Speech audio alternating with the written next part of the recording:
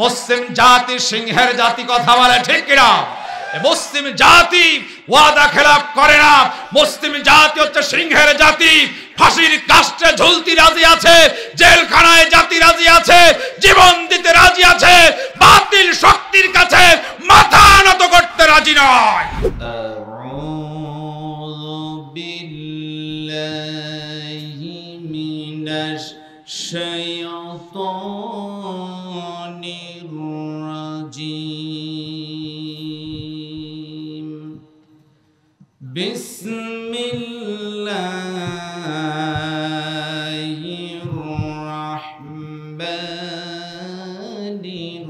রাহিম। মুহাম্মাদুর রাসূলুল্লাহ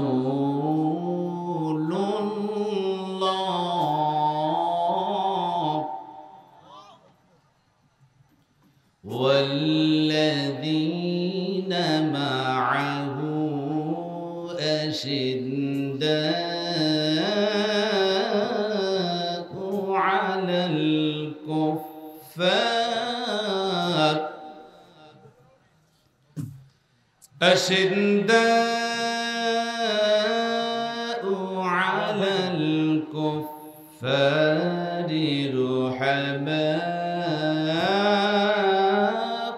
بينهم تراهم ركعا سجدا يبتغون فضلا من الله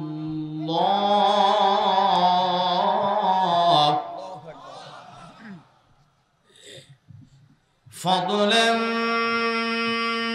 من الله ورضوانا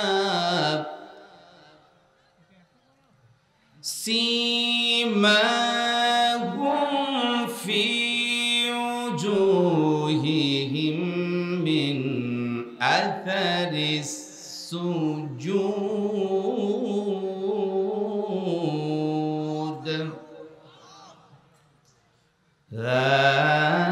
ذلك مثلهم في التوراة ومثلهم في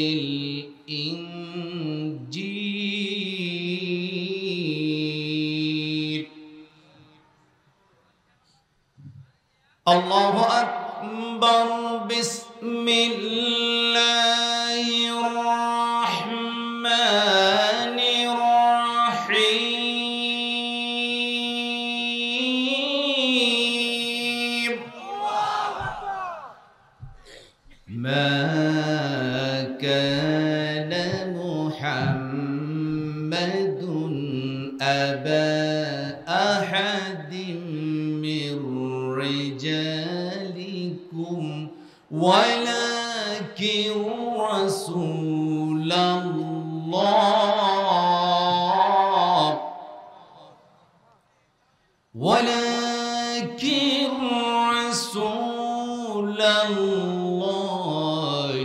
وخاتم النبيين.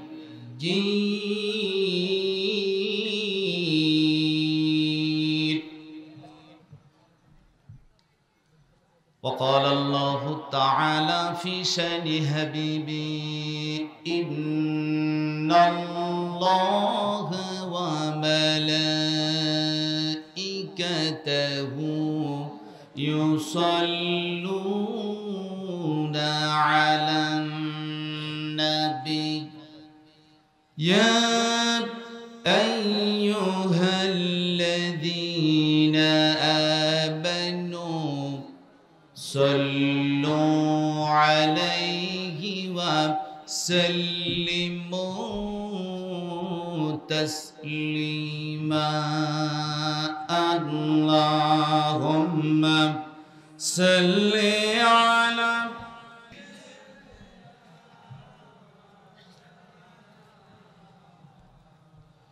وعلى آل سيدنا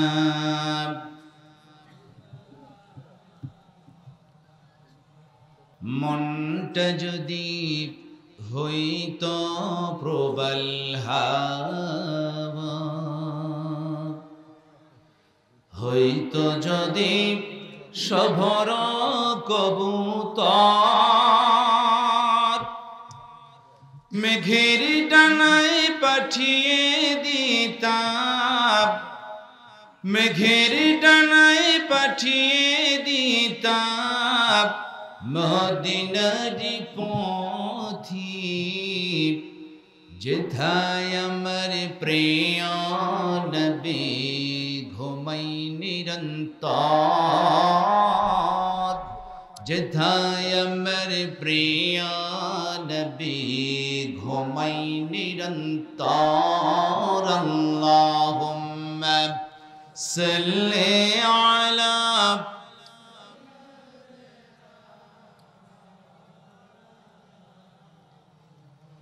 وعلى آل سيدنا।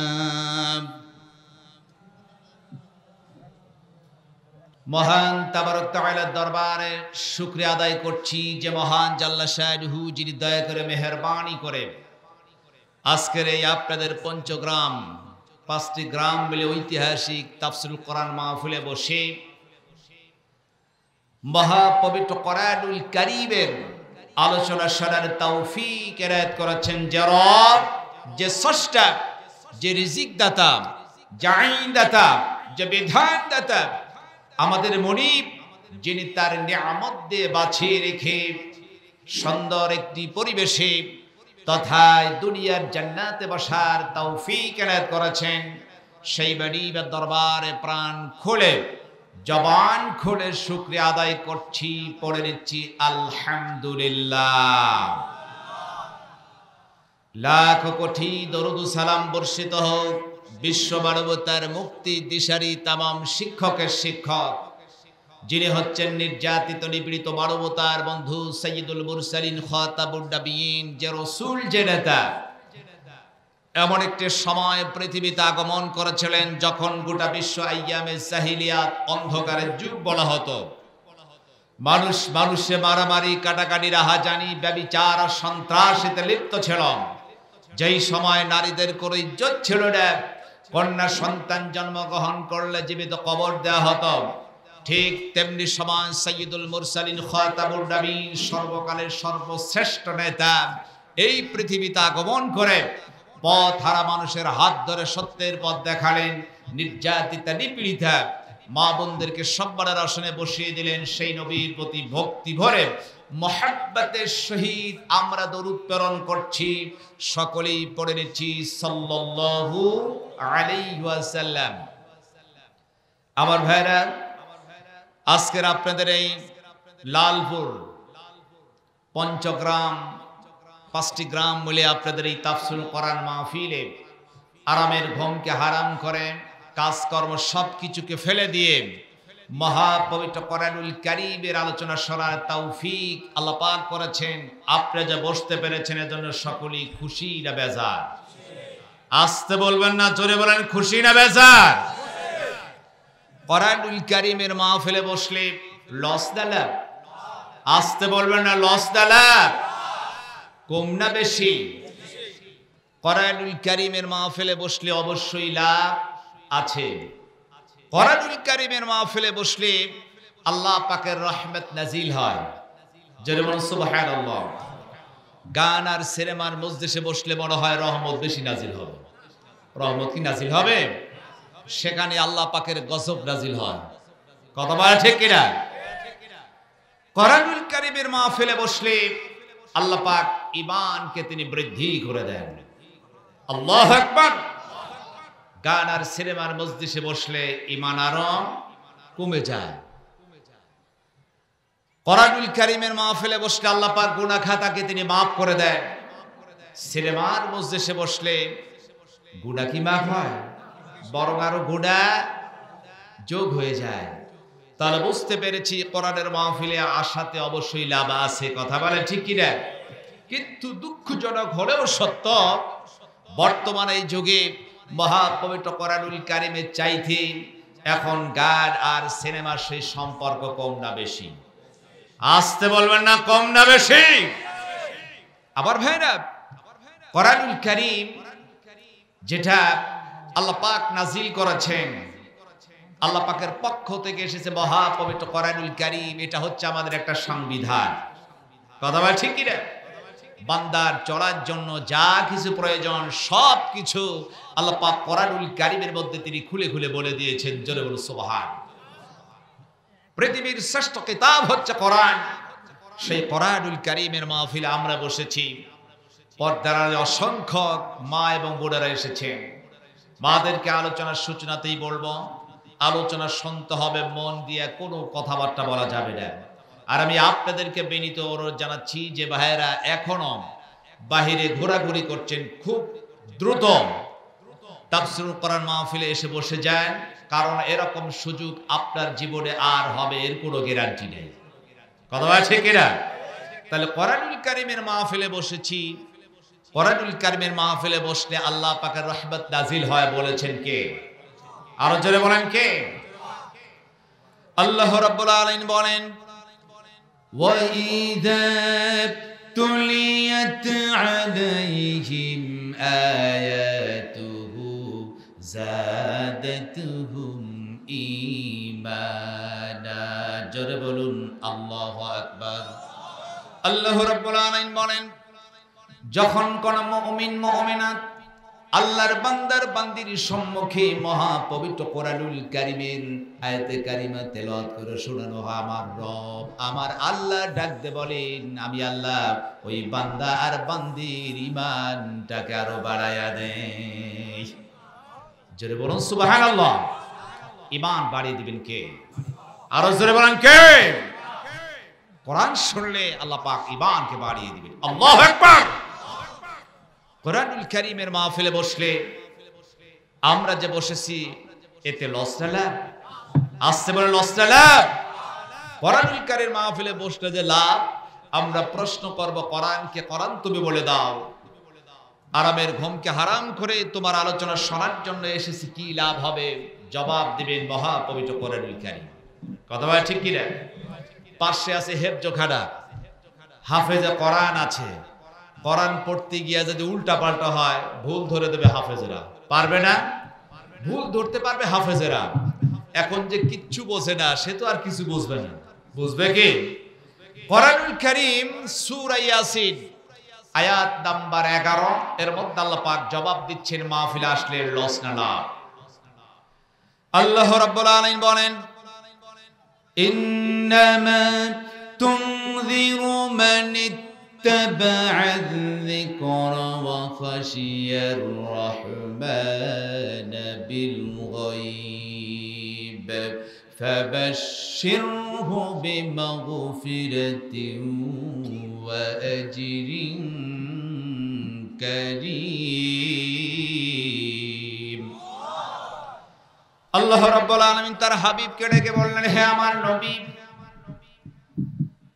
তুমি তাদেরকে সুসংবাদ দিয়ে দাও যেই লোকগুলার মধ্যে দুইটি গুণ থাকবে, তাদেরকে তুমি সুসংবাদ দিবে। এক নাম্বার আমার আল্লাহ বলেন, ইন্নামা তুনযিরু মান ইত্তাবা'a যিকরা। নবী গো, তুমি বক্তব্য শোনায় দাও, ওই সমস্ত লোকদেরকে বক্তব্য শোনাবা যারা বক্তব্য শুনে আর মেনে নেয়। তুমি একমাত্র নসিহত করবে ওই লোকদেরকে যারা নসিহত শুনে আর মেনে নেয়। তাদেরকে বক্তব্য শোনাও যারা শুধু শুনবে না, সেটাকে মেনে নিবে। আল্লাহর ভাষায় বুঝতে পেরেছি, শুধু শুনলে হবে না, মানতে হবে। কথা বলে ঠিক কিনা? জোরে বলা ঠিক কিনা?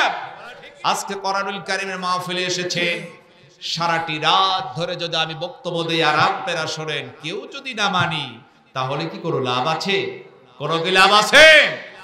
শুনতে হবে এবং মানতে হবে। সকলে কি রাজি? বলেন ইনশাআল্লাহ।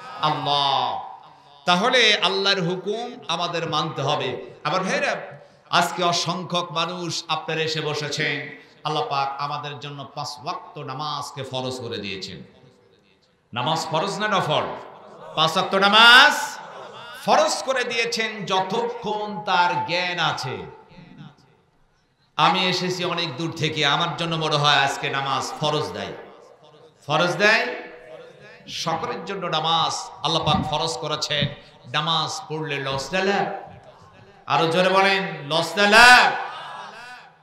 আল্লাহ রাব্বুল আলামিন বলেন, ইন্নাস সালাতা তানহা আনিল ফাহশাই ওয়াল মুনকার।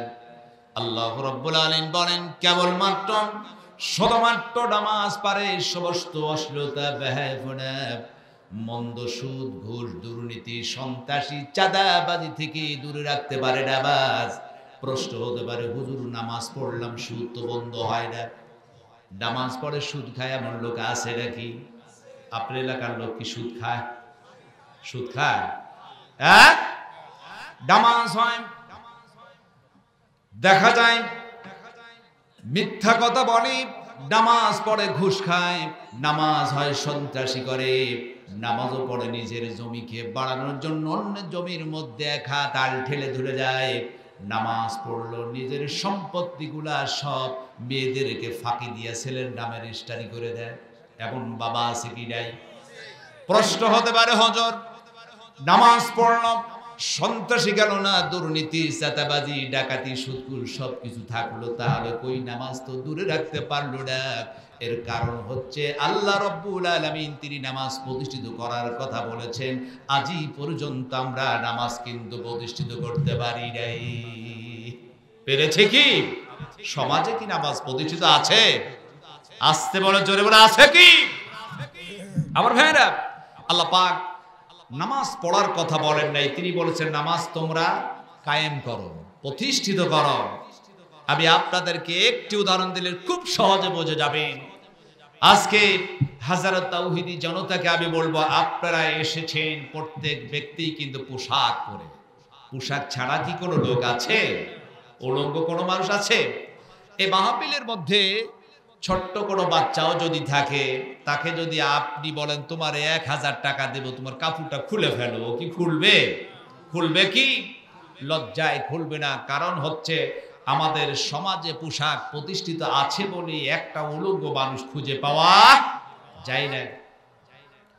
আমার ভাইরা, আজকে যেমন আমি এই মাহফিলে বক্তব্য দিচ্ছি, কোন একজন এসে যদি বলে হুজুর আমি একটু বক্তব্য দিব, সামনে নির্বাচন, মাইক্রোফোন ছেড়ে দিলাম, বক্তব্য দিতে গিয়ে বলো, ভাইরা আমার, আপনি আমারে ভোট দেন, আমি যদি চেয়ারম্যান হতে পারি, এমপি হতে পারি, মেম্বার হতে পারি, এইটা করব, সেইটা করব, অনেক কিছু করে দিব। এখন আপনারা লক্ষ্য করে দেখলেন, যিনি বক্তব্য দিচ্ছেন এর পরনে কোনো পোশাক নাই, বলেন তোরে ভোট দিবেন কি? ভোট দিবেন? কারণ আপনারা বলবেন তো বড্ড পাগল যে পোশাক পরতে জানে না। তার কারণ সমাজে পোশাক প্রতিষ্ঠিত আছে বলেই একজন উলঙ্গ ব্যক্তি ভোট চাইলে যেমন কেউ তারে ভোট দেন, ওয়াল্লাহি আল্লাহর কসম, এই সমাজে যদি নামাজ প্রতিষ্ঠিত থাকতো, একজন বেনামাজি ভোট চাইলে কেউ তারে কখনো ভোট দিত না। কথা বলেন ঠিক কিনা? সমাজে নামাজ প্রতিষ্ঠিত হোক, চাই কি চাই না? আসতে বলে, চাই কি চাই না? কিন্তু দুঃখজনক হলেও সত্য, আমার মতো মাওলানা রবিউল ইসলাম বিন ইয়াকুব ঘন্টার পর ঘন্টা, দিনের পর দিন যদি বক্তব্য দেয়, এ সমাজে আমি নামাজ প্রতিষ্ঠিত করতে পারবো না। কথা বলা ঠিক কিনা? সন্ত্রাস মুক্ত সমাজ গড়া আমার পক্ষে সম্ভব নয়, নারীদেরকে পর্দার মধ্যে আমি আনতে পারবো না। কিন্তু এটাও সত্য, জায়গা থেকে যদি একবার আইন তৈরি করে দেওয়া হয়, কোরআনের আইন যদি আমাদের দেশে চালু হয়ে যায়, মসজিদের মিনার থেকে যখন আজানের ধ্বনি ভেসে আসবে, পুলিশ বাহিনী পয়েন্টে পয়েন্টে দাঁড়িয়ে থাকবে। আজান হওয়ার পর যেই ব্যক্তি নামাজ পড়বে না, তাদেরকে যদি পিটুনি দেওয়া হতো, আমার বিশ্বাস বাংলাদেশে 24 ঘন্টা নামাজ প্রতিষ্ঠিত হয়ে যেত। কথা বলার ঠিক কিনা? যেই নারীগুলা বেপরদায় চলে, দুঃখ লাগে। বাংলাদেশ আমাদের এই মুসলিম দেশ 14ই ফেব্রুয়ারি আসে, আর মা বোনেরা পার্কে বিভিন্ন পয়েন্টে গিয়ে সেখানে অপেক্ষা করে। আছে কি নাই? আছে কি নাই? আমার বিশ্বাস কোরআনের আইন যদি থাকতো, জায়গা থেকে যদি একবার আইন করে দেওয়া হতো, মা বোনের বেপরদায় যখন ঘটতো, পুলিশ যদি পিটুনি দিত, একটা নারীও বেপরদায় থাকতো না। 24 ঘন্টা বাংলাদেশে পর্দা কায়েম হয়ে যেত। কথা বলা ঠিক কিনা? আমরা চাই কি চাই না? কোরআনের আইন যদি একবার বাংলাদেশে প্রতিষ্ঠিত হয়, দল বল নির্বিশেষে সকলেই সুখে শান্তিতে বসবাস করবে। কথা বলে ঠিক কিনা? আল্লাহ পাক কবুল করেন, সকলে বলেন আমিন। তাহলে বলতেছিলাম, আল্লাহ পাক বলছেন, হে নবী, এক নাম্বার ইন্নামা তুমদিরু মান ইত্তাবা'a যিকরা, যে ব্যক্তি বক্তব্য শুনবে সেইটা মেনে নিবে, এটা এক। দুই নাম্বার হচ্ছে ওয়া খাশিয়ার রহমান বিল গায়ব, আমি আল্লাহকে না দেখেই যে লোকটি ভয় করবে। সর্বক্ষেত্রে আমরা ভয় করি কাকে? আরো জোরে বলেন কাকে? আচ্ছা, আল্লাহকে কে দেখেছে? হাত তুলে দেখান তো, হুজুর আমি আল্লাহরে দেখেছি। একজন ব্যক্তি উঠায়, আল্লাহরে কি চর্ম চোখে দেখা যায়? আল্লাহরে দেখা যায়? দেখা যায়? তাহলে হাত উঠান কেন? বুঝতে পারে না আমার বাবাজি। আল্লাহকে চর্ম চোখে কখনো দেখা যায় না, কারণ মূসা আলাইহিস সালাম বলেছে, রব্বি আরিনি, আল্লাহ আমি তোমারে দেখতে চাই। আল্লাহ বলেন, লাং তারানি, কখনো নয়, আমি আল্লাহকে দেখতে পাবা না। এরপর আমার মতো একজন সলিমুল্লাহ মার্কা মানুষ যদি বলে আমি আল্লাহকে দেখে নিঃসন্দেহে বুঝতে পারি তা পাক্কা ভণ্ড ছাড়া আর কিছু নয়। কথা বলা ঠিক কিনা? এইরকম একজন ভণ্ড, তিনি বলেছেন আল্লাহ কোন পথে একটা কিতাব লিখেছেন, এর মধ্যে তিনি লিখেছেন আমি আল্লাহকে দেখেছি দাড়ি মুছবিহীন যুবকের সুরতে। নাউজুবিল্লাহ বলবেন না? আমি আল্লাহকে দেখেছি যুবতী নারীর বেশে। জোরে বলুন নাউজুবিল্লাহ। কোন ব্যক্তি যদি বলে আল্লাহকে দেখে তিনি সত্যি বুঝতে হবে তা পাক্কা ভণ্ড ছাড়া আর কিছু নয়। কথা বলা ঠিক কিনা? তাহলে আমরা সর্বক্ষেত্রে ভয় করব কাকে? এক নাম্বার কোরআনের বক্তব্য শুনবো আর মেনে নিব। দুই নাম্বার আল্লাহকে দেখি নাই ভয় করব। এই দুইটি গুণ যার মধ্যে আসবে, আল্লাহ পাক বলছেন ফাবাশশিরহুম, হে নবী তুমি সুসংবাদ দাও, বিমাগফিরাতিন, আমি আল্লাহ তাদেরকে ক্ষমা করে দিলাম। জোরে বলুন সুবহানাল্লাহ। তাহলে আল্লাহ যদি আজকে আমাদের ক্ষমা করে দেন, এর চাইতে সৌভাগ্য আর কিছু হতে পারে? আল্লাহ বলেন পৃথিবীর মানুষ শুধু ক্ষমাই করলাম না, ওয়াজিরিন কারীম, সম্মানজনক পুরস্কৃত আমি আল্লাহ পাক করে থাকি। যদি আল্লাহু আকবার। আমার ভাইরা, তাহলে বুঝতে পেরেছি কোরআনুল কারীমের মাহফিলে আসলে কোনো লস হবে না, বরং লাভ আছে। আলোচনা শুনে সেইটা যদি মেনে নিতে পারি, আমার রব আমার আল্লাহ তিনি ওয়াদা করেছেন বান্দার তামাম জিন্দেগীর গুনাহ খাতা মাফ করে দেব। জোরে বলো সুবহানাল্লাহ। আমার ভাইরা, মহা পবিত্র কোরআনুল কারীম আমার রব আমার আল্লাহ তিনি নাজিল করলেন একজন মানুষের তার ব্যক্তিগত, তার পারিবারিক, সামাজিক, রাষ্ট্রীয় ক্ষেত্রে, সর্বক্ষেত্রে যা কিছু প্রয়োজন সব কিছু তিনি খুলে খুলে বলে দিয়েছেন। সুবহান। এ কোরআনে কি নাই? সব কিছু আমার রব আমার আল্লাহ কোরআনের মধ্যে তিনি বর্ণনা করেছে। আল্লাহু আকবার বলেন। এটা হচ্ছে বিশাল আকর্ষণ, সবচাইতে বড় মুআজিজা, সেটা হচ্ছে আল্লাহর কালাম কোরআন। কথা বলে ঠিক কিনা? এক একজন নবীকে এক এক ধরনের মুআজিজা আল্লাহ পাক দিয়েছেন, সমস্ত মুআজিজা বিলীন হয়ে গেছে। মুআজিজা কি আছে? একটাও মুআজিজা নাই। মূসা আলাইহিস সালাম তার হাতে থাকতো কি? লাঠি থাকতো। কি থাকতো? লাঠি যখন ছেড়ে দিতেন বিশাল আকারে সাপে পরিণত হয়ে যেত। মূসা আলাইহিস সালাম বিদায় নিয়েছিল, আমরা হাতের লাঠি ছেড়ে দিলে আর সাপ হবে না। হবে কি? ঈসা আলাইহিস সালাম জন্মন্তর চোখে হাত বুলিয়ে দিতেন, দৃষ্টি ফিরে আসতো, আমরা হাত দিলে আর দৃষ্টি ফিরে আসবে না। সুলাইমান আলাইহিস সালাম তিনি তক্তায় বসতেন, বিনা ইঞ্জিন, বিনা ড্রাইভার, পেট্রোল লাগতো না, হাওয়ায় তিনি উড়ে বেড়াতে পারতেন। আল্লাহু আকবার। দাউদ আলাইহিস সালামকে আল্লাহ একটা মুআজিজা দিয়েছেন। আমাদের দেশে লৌহ কর্মকার আছে, অস্ত্র বানায়, লোহাকে আগুনের মধ্যে দিয়ে পুড়াইয়া লাল বানায়া হাতুড়ি দিয়ে পিটাইয়া ইচ্ছে অনুযায়ী বিভিন্ন কায়দায় অস্ত্র বানায়। কি বানায় না? আল্লাহ রাব্বুল আলামিন হযরত দাউদ আলাইহিস সালাম কি তিনি এমন একটা মুআজিজা দিলেন, তিনি ছিলেন লৌহ কর্মকার, বিভিন্ন ধরনের অস্ত্র নির্মাণ করতেন। হযরত দাউদ আলাইহিস সালাম তিনি লোহা নিয়ে অস্ত্র নির্মাণ করতে গিয়া লোহাকে আগুনের মধ্যে দেওয়ার তার কোনো প্রয়োজন হতো না। দাউদ আলাইহিস সালাম শুধু লোহা নিতেন, হাতের মধ্য দিয়ে তিনি চাপ দিতেন, লোহা গলে পানি হয়ে হযরত দাউদ আলাইহিস সালামের আঙ্গুলের ফাঁক দিয়ে বেয়ে বেয়ে পড়ে যেত। জোরে বলুন সুবহানাল্লাহ। হযরত দাউদ আলাইহিস সালাম তিনি ইচ্ছে অনুযায়ী বিভিন্ন ডিজাইনে তিনি অস্ত্র নির্মাণ করতে পারতেন। আবার ভাইরা এক একজন নবী এক এক ধরনের যে মুজিজা দিলেন, সব মুজিজা বিলীন হয়ে গেল। শুধু সর্বকালের সর্বযুগের শ্রেষ্ঠ নবীর প্রতি যে মহাপবিত্র কোরআনুল কারীম নাজিল হয়েছে, ছিল, আছে, কিয়ামত পর্যন্ত থাকবে। কথা বলেন ঠিক কিনা? কোরআনুল কারীম এটা থাকবে, পৃথিবীর বুকে কেউ এই কোরআনুল কারীমকে মুছে দিতে পারবে না। কথা বলা ঠিক কিনা? যতই গোটা বিশ্বে চক্রান্ত হোক না কেন, সূক্ষ্ম কায়দায় কোরআনকে উঠিয়ে দেওয়ার জন্য এটা কখনো সম্ভব নয়। কথা বলা ঠিক কিনা? আমার রব তিনি কোরআনুল কারীম নাজিল করেছেন, সুতরাং এই কোরআনুল কারীমের একটি আয়াত তো দূরের কথা, একটা হরফকে পরিবর্তন করার ক্ষমতা আল্লাহর আকাশের উপরে জমিনের উপরে নয়। কথা বলা ঠিক কিনা? আপনারা জানেন, অনেক কয়েক বছর হয়ে গেল, পুরাতন খবর, তসলিমা নাসরিন তিনি কোরআনুল কারীমকে নিয়ে আপত্তিকরমূলক অর্থ ব্যাখ্যা বিশ্লেষণ করেছিল। করেন নাই? তসলিমা নাসরিন একজন মহিলা মানুষ, কোরআনকে নিয়ে আপত্তিকর কথা বলেছিল। বাংলাদেশের মানুষ ইসলামকে ভালোবাসে। কথা বলা ঠিক কিনা? সেই দিন যখন তিনি কোরআনকে আপত্তিকরমূলক বক্তব্য দিলেন, কে আওয়ামী লীগ করে, কে বিএনপি করে, কে জামাত ইসলাম করে, কে চরমুড়ার মুরিদ, কে ফুরফুরার মুরিদ, এই ভেদাভেদ ছিল না।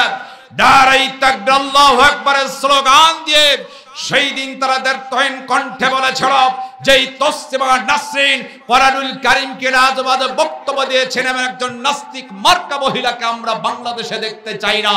যখন স্লোগান উঠল, তসলিমা নাসরিন বাংলার জমিন ছাড়তে বাধ্য হলো।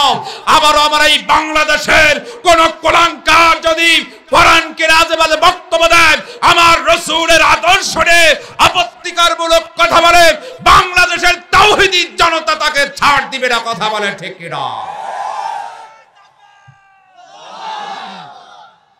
আবার ভাইরা, কোরআনুল কারীম যেটা হচ্ছে হুদাল লিন্নাস, মানুষের হেদায়েতের জন্য দিয়েছেন। কথা বলে ঠিক কিনা? কোরআনুল কারীম কোন নির্দিষ্ট দলের জন্য, এটা হচ্ছে সকল মানুষের জন্য। যারা কোরআনুল কারীমকে সর্বক্ষেত্রে মেনে নেবে, আল্লাহ পাক তাদেরকে হিদায়াত করবেন, হিরোতে পরিণত করবেন। যারা কোরআনের সহিত বেয়াদবি করবে, আল্লাহ রব্বুল আলামিন তাদেরকে জিরো বানায় দেবেন। কথা বলে ঠিক কিনা? আমার ভাইরা, আসুন আমি যে আয়াতে কারিমা তেলাওয়াত করেছি মূল আলোচনায় চলে যাই। যেহেতু রাত হয়েছে 12টা বেজে গিয়েছে, আমি আমার মূল আলোচনায় যাইব।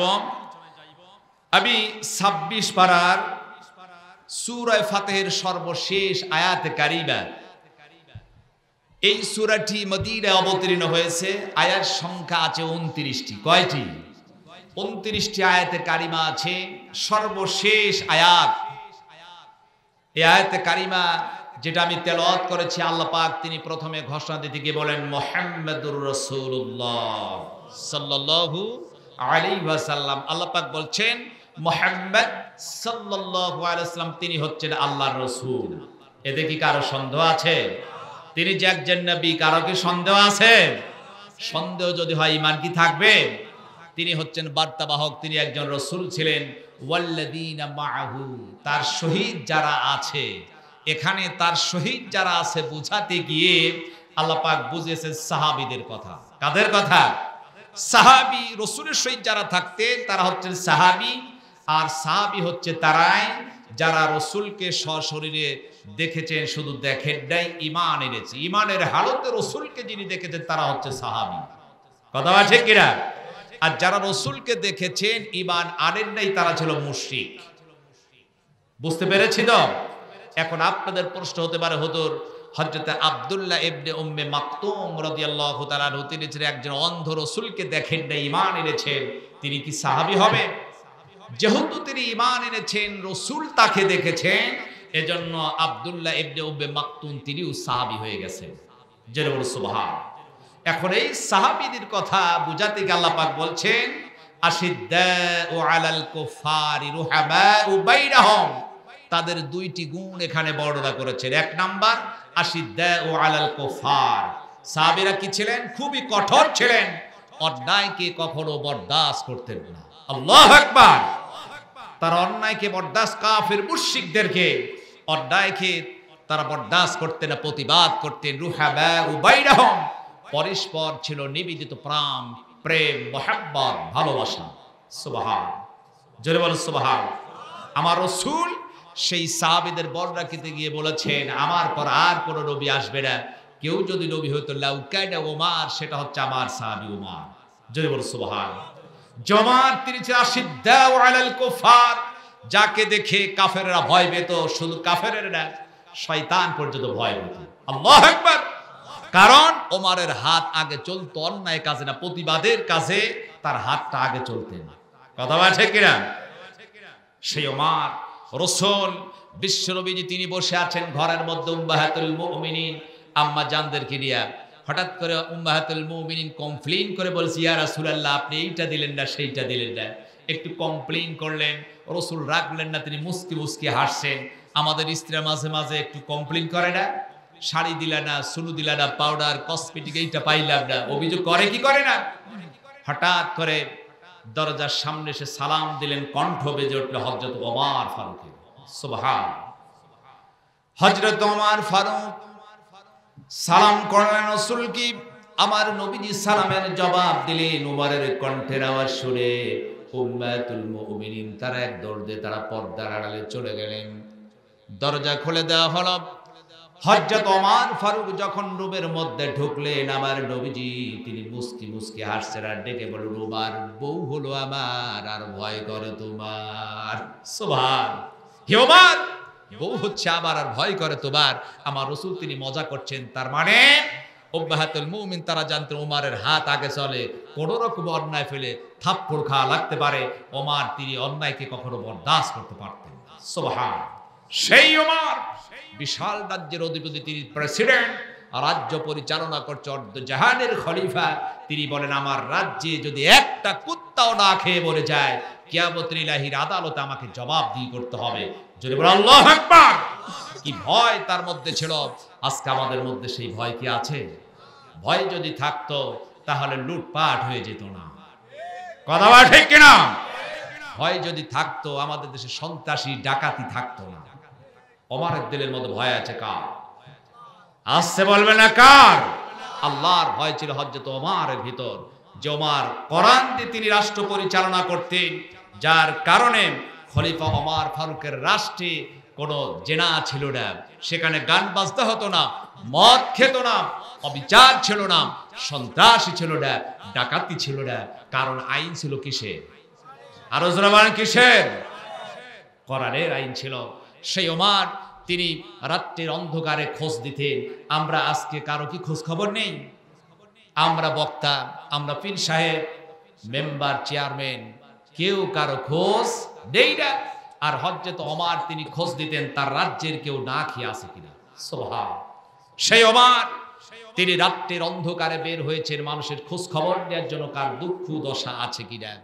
এখন হাঁটতে হাঁটতে গভীর রাত, কোন আওয়াজ তাই হঠাৎ করে একটা আওয়াজ ওমর ফারুকের কানের মধ্যে চলে এলো। আল্লাহু আকবার। সে আওয়াজ ছিল একটা মহিলার কণ্ঠ, একটা গান ভেসে আসলো। হযরত ওমরের চরম রাগ হয়ে গেলেন। তিনি আশিদ্দাউ আলাল কুফার, অন্যায়কে তিনি বরদাস্ত করতেন না, প্রতিবাদ করতেন। খুব রাগ হলো। আমার রাষ্ট্রে কোনো মহিলা বেপরদায় চলে না, কেউ গান গায় না। একজন মহিলা কোন ছেলের সহিত প্রেম নিবেদন করছে, এত বড় সাহস! ওমর দেখার জন্য তিনি খুঁজতে শুরু করলেন কোথায় থেকে কণ্ঠ আসে। হযরত ওমর ফারুক রাদিয়াল্লাহু তাআলা আনহু তিনি সামনের দিকে যখন তিনি আগাচ্ছিলেন, যাওয়ার পর তিনি লক্ষ্য করে দেখলেন একটা ঘরের মধ্যে থেকে গাড়ির আওয়াজ ভেসে আসে। ওমরের রাগ হয়ে গেল। মহিলা মানুষ, তিনি প্রেম নিবেদনের গান গাচ্ছেন। নিঃসন্দেহে রুমের মধ্যে কোনো যুবক ছেলে আছে। ওমর এইটাকে সহ্য করতে পারলেন না। এইবার মহিলার রাগকে চেক দিতে না পেরে তিনি ছিলেন আশিদ্দাউ আলাল কুফার। হযরত ওমর তিনি কি করলেন, ওই মহিলার বাড়ির পিছন দিক দিয়ে ধাক্কা দিয়া তিনি দেওয়ালটা ভেঙে ফেলে ঘরের মধ্যে ঢুকলেন। লক্ষ্য করে দেখলেন বিছানার উপর একজন যুবতী মহিলা বসা। একজন যুবতী মহিলা বসে টিম টিম করে বাতি জ্বলে, প্রেম নিবেদনের গান যখন গাচ্ছেন। হযরত ওমর পিছন দিক থেকে তিনি একটা ধমক লাগিয়ে দিয়ে বলছেন, যুবতী বাপ, কোন ছেলের সহিত তুমি প্রেম নিবেদন করো? তুমি কি জানো না এটা খলিফা ওমরের রাষ্ট্র? ডাক দে বলে, যুবক তুমি কে? নিঃসন্দেহে জানি এটা প্রেসিডেন্ট খলিফা হযরত ওমর ফারুকের রাষ্ট্র। খলিফা ওমর ডাক দিয়ে বলে, এই দেশে কোরআনের আইন চলে, তুমি কি জানো না? ডেকে বললেন, হ্যাঁ অবশ্যই জানি, এখানে কোরআনের আইন আছে। যুবতী সরা রাখো, গান গাওয়া যেটা হারাম তুমি কি জানো না? যুবতী ডাক দিয়ে বলতেন, হে যুবক, আমি তো জানি গানটা আল্লাহ নিষিদ্ধ করেছে, এটা আমার জন্য ঠিক নয়। এমন সময় খলিফা ওমর নিজের পরিচয় তিনি না দিয়ে বলতেন, যুবতী রে, তুমি তোমার বাড়ির বাতির ভলিউমটা বাড়াইয়া দাও, কোন যুবক আছে আমি একটু দেখতে চাই। যুবতী ডাক দিয়ে বললেন, হে যুবক, আমি তোমার চিনি না, আমার বাড়ির মধ্যে কোনো যুবক মানুষ নাই, কেউ নাই আমার ঘরে, তাহলে গান গাইলে কেন? তুমি অন্যায় করে ফেলেছ। শোনো, সকালবেলা আমি খলিফা ওমরের দরবারে গিয়া তোমার বিরুদ্ধে একটা মামলা দায়ের করব। আল্লাহু আকবার। বলছেন কে? খলিফা ওমর নিজে। যুবতী চেনে দেয় যে এটাই খলিফা ওমর। সুবহান। নিজেকে গোপন ডেকে বলছে, ওমরের দরবারে তোমার বিরুদ্ধে কিন্তু মামলা চলে যাবে। যুবতী ডেকে বলেন, হে যুবক, আমি তোমারে চিনি না, আমি তো অন্যায় করেছি, প্রেম নিবেদনের গান যেহেতু গেয়েছি, আমার এইটা অন্যায় হয়ে গেছে। নিঃসন্দেহে সূরা লোকমানের 6 নম্বর আয়াতে কারিমা তো আমি লঙ্ঘন করে ফেলেছি, এটা আমার জন্য ঠিক হয় নাই। আল্লাহ রাব্বুল আলামিন তিনি সূরা লোকমানের 6 নম্বর আয়াতে কারিমার মধ্যে তিনি বলেন, ওয়া মিনান নাসি মান ইয়াশতারি লাহুল হাদিস লিয়ুদিল্লা আন সাবিলিল্লাহি বিগাইরি ইলম ওয়া ইয়াত্তাখিযাহা হুজুয়া উলাইকা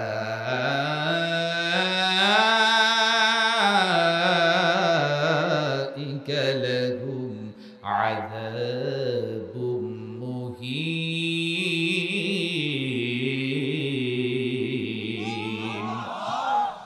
যুবক সরা রাখো, আমি তো অন্যায় করে ফেলেছি। সূরা লোকমানের 6 নম্বর আয়াতে কারিমা আমার দ্বারা লঙ্ঘন হয়ে গেছে, তার কারণ আমার রব আমার আল্লাহ ডাক দিয়ে বলেছেন, এমন কিছু লোক আছে যারা মানুষকে আল্লাহর পথ থেকে পথভ্রষ্ট করার জন্য, আল্লাহর রাস্তায় থেকে গাফেল করার জন্য এমন কিছু বানোয়াটি উদ্ভট বেহুদা বড় কথাবার্তা খরিদ করে, আর যেইটা হাসি ঠাট্টা বিদ্রুপ পাট্টু বাড়ানো হয়, নিঃসন্দেহে আল্লাহ রাব্বুল আলামিন সেইটাকে হারাম করেছেন। আমি যে প্রেম নিবেদনের গান গেয়েছি, নিঃসন্দেহে আমার এটা অন্যায় হয়ে গেছে।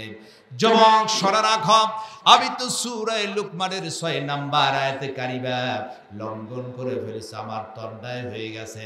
যার কারণে খলিফা ওমর দরবারে গিয়া আমার বিরুদ্ধে তুমি যখন মামলা দায়ের করার জন্য আমাকে যখন বলছো, যুবক সরে রাখো, আমি তো তোমারে চিনি না, একটা আয়াত লঙ্ঘন হওয়ার কারণ যদি খলিফা ওমরের কাছে আমার বিরুদ্ধে মামলা দায়ের হয়ে যেতে পারে, যুবক সরে রাখো, আমার ঘরের মধ্যে প্রবেশ করার কারণে এই মুহূর্তে তুমি 4টা আয়াত লঙ্ঘন করে ফেলেছ। হে যুবক, একটা আয়াত লঙ্ঘন করার কারণে যদি খলিফা ওমরের কাছে আমার বিরুদ্ধে মামলা যায়, আমার ঘরের মধ্যে প্রবেশ করে তুমি কিন্তু কোরআনের 4টি আয়াত লঙ্ঘন করে ফেলেছ। আল্লাহু আকবার। তার আগে আমি গিয়া তোমার বিরুদ্ধে খলিফা ওমরের দরবারে গিয়ে তোমার বিরুদ্ধে আমি কিন্তু মামলা দায়ের করব। সুবহান।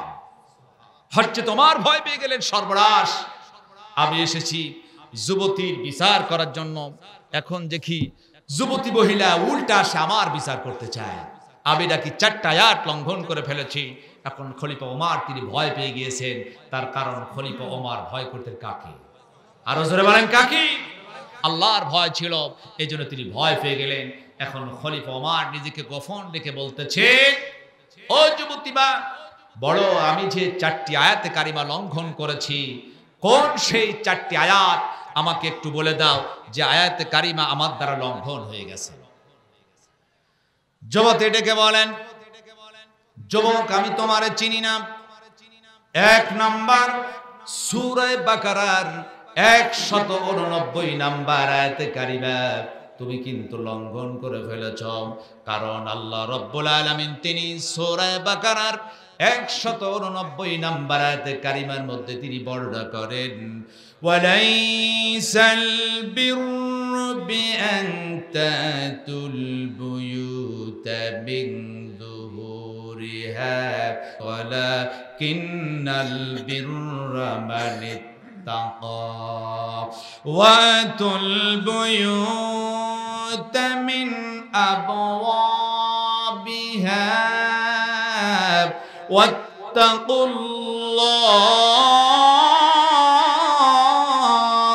লাআল্লাকুম তুফলিহুন।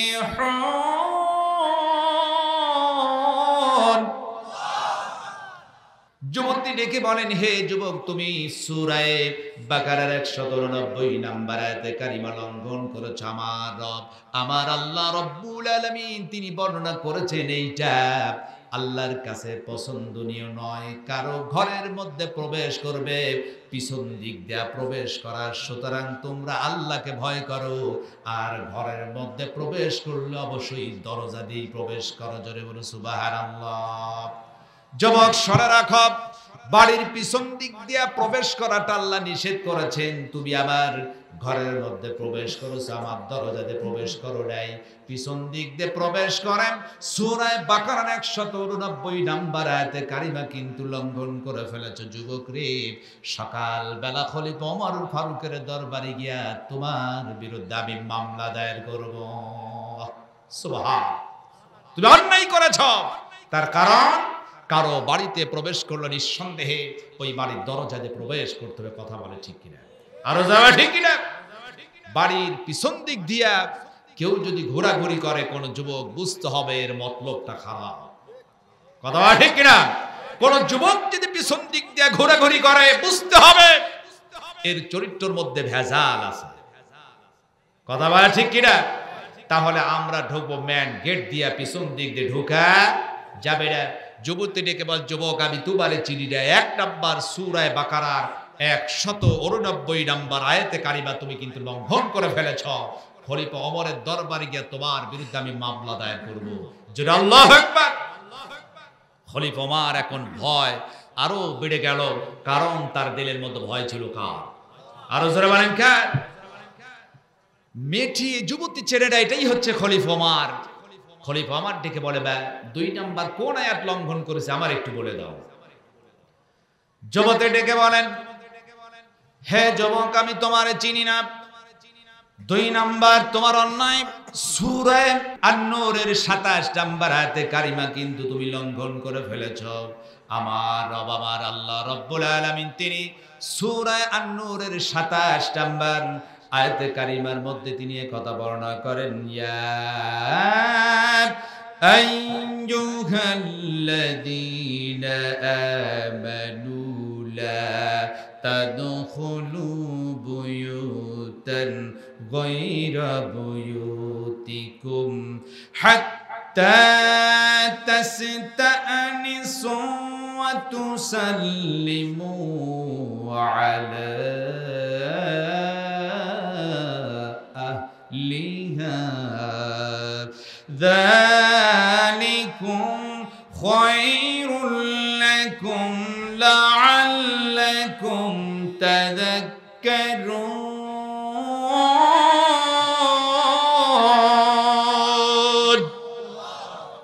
আল্লাহ রাব্বুল আলামিন বলেন, ইয়া আইয়ুহাল্লাযীনা আমানু, হে মুমিনগণ, লা তাদখুলু বুয়ুতান গায়রা বুয়ুতিকুম হাত্তা তাস্তানিসু, যখন তোমরা অন্য কারো ঘরের মধ্যে প্রবেশ করবে অবশ্যই বাড়িওয়ালার কাছ থেকে অনুমতি নিবা। বিনা অনুমতিতে কারো বাড়িতে প্রবেশ করা যাবে না। যুবক তুমি আমার ঘরের মধ্যে প্রবেশ করেছো, আমার কাছে অনুমতি নাও নাই, তোমার কিন্তু অন্যায় হয়ে গেল। সূরা আন-নূরের 27 নম্বর আয়াতে কারিমা লঙ্ঘন করেছ। সকালবেলা খলিফা ওমরের দরবারে গিয়ে তোমার বিরুদ্ধে মামলা হয়ে যাবে। জোরে বলো সুবহানাল্লাহ। হযরত ওমর ফারুক তিনি ভয় পেয়ে গেলেন, সর্বনাশ, নিঃসন্দেহে সূরা আন-নূরের 27 নম্বর আয়াতে কারিমা আমার তো লঙ্ঘন হয়ে গেছে। ডেকে ডেকে বলতেন, হে যুবতী বাপ, 3 নাম্বার কোন আয়াতে কারিমা আমি লঙ্ঘন করেছি আমার একটু জানায় দাও। এমন সময় যুবতী মহিলা ডাক দেন, যুবকরা আমি তোমার পরিচয় জানি না। 3 নাম্বার সূরা আন-নূরের 61 নাম্বার আয়াতে কারিমাও কিন্তু লঙ্ঘন করলাম। আল্লাহ রাব্বুল আলামিন বলেন, ফাইযা দাখালতুম বুয়ুতান ফাসাল্লিমু আলা আনফুসিকুম তাহিয়াতাম মিন ইনদিল্লাহি মুবারাকাতান তাইয়্যিবাহ। জোরে বলুন আল্লাহু আকবার। আল্লাহ রাব্বুল আলামিন বলেন, যখন কোন কারো ঘরের মধ্যে প্রবেশ করবে আগে সালাম দিবা। বিনা সালামে কারো ঘরে প্রবেশ করা যাবে না। আমার ভাইরা যখন কারো বাড়িতে যাইব, নিঃসন্দেহে দরজা গেটের সামনে দাঁড়ায় আগে সালাম দেওয়ার প্রয়োজন আছে কি নাই? সালাম দেওয়া লাগবে কি লাগবে না? এই বাড়ির মধ্যে ঢুকবেন, সালাম দিতে হবে। যুবক শোনা রাখো, 1 নম্বর অন্যায় হয়ে গেছে, আমার বাড়ির দরজাতে প্রবেশ করলে না। 2 নম্বর অন্যায় আমার কাছে অনুমতি দাও নাই। 3 নম্বর অন্যায় তুমি সালাম পর্যন্ত দাও নাই। যুবক শুনে রাখো, সকালবেলা খলিফা ওমর ফারুকের দরবারে গিয়া তোমার বিরুদ্ধে মামলা দায়ের করবো। জোরে বলে সুবহানাল্লাহ। হচ্ছে তোমার দিলের মধ্যে এখন ভয় কম না বেশি? আসছে বলে না কম না বেশি? আবার ভয় এবার থরথর করে কাঁপতেছে, প্রকম্পিত হচ্ছেন। কারণ আবার আল্লাহকে ভয় করতেন। তিনি ভাবছেন কথা তো ঠিক, আমি সালাম দেই নাই, অনুমতি দিলাম না, দরজাতে প্রবেশ করে চরম অন্যায় করে ফেলেছি। ডেকে বলছেন, মা 4 নাম্বার কি অন্যায় হলো? কোন আয়াত অন্যায় করেছে আমার একটু বলে দাও। যুবতে ডেকে বলেন, হে যুবক শোনো, 4 নাম্বার তোমার অন্যায় সূরা হুজরাতের 12 নাম্বার আয়াতে কারিমা কিন্তু তুমি লঙ্ঘন করে ফেলেছো। এটা তোমার দ্বারা ঠিক হয় নাই। আমার আল্লাহ রব্বুল আলামিন তিনি সূরা হুজরাতের 12 নাম্বার আয়াতে কারিমার মধ্যে বলেন, ইয়া আইয়ুহাল্লাযীনা আমানু জিতানিবু কাসীরাম মিনায-যন্নি ইন্না বা'দায-যন্নি ইসমান ওয়ালা তাজাসসু ওয়ালা ইয়াগতাব বা'দুকুম বা'দা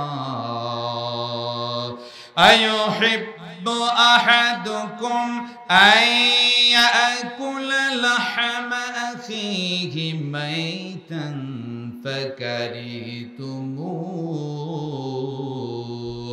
ওয়াত্তাকুল্লাহা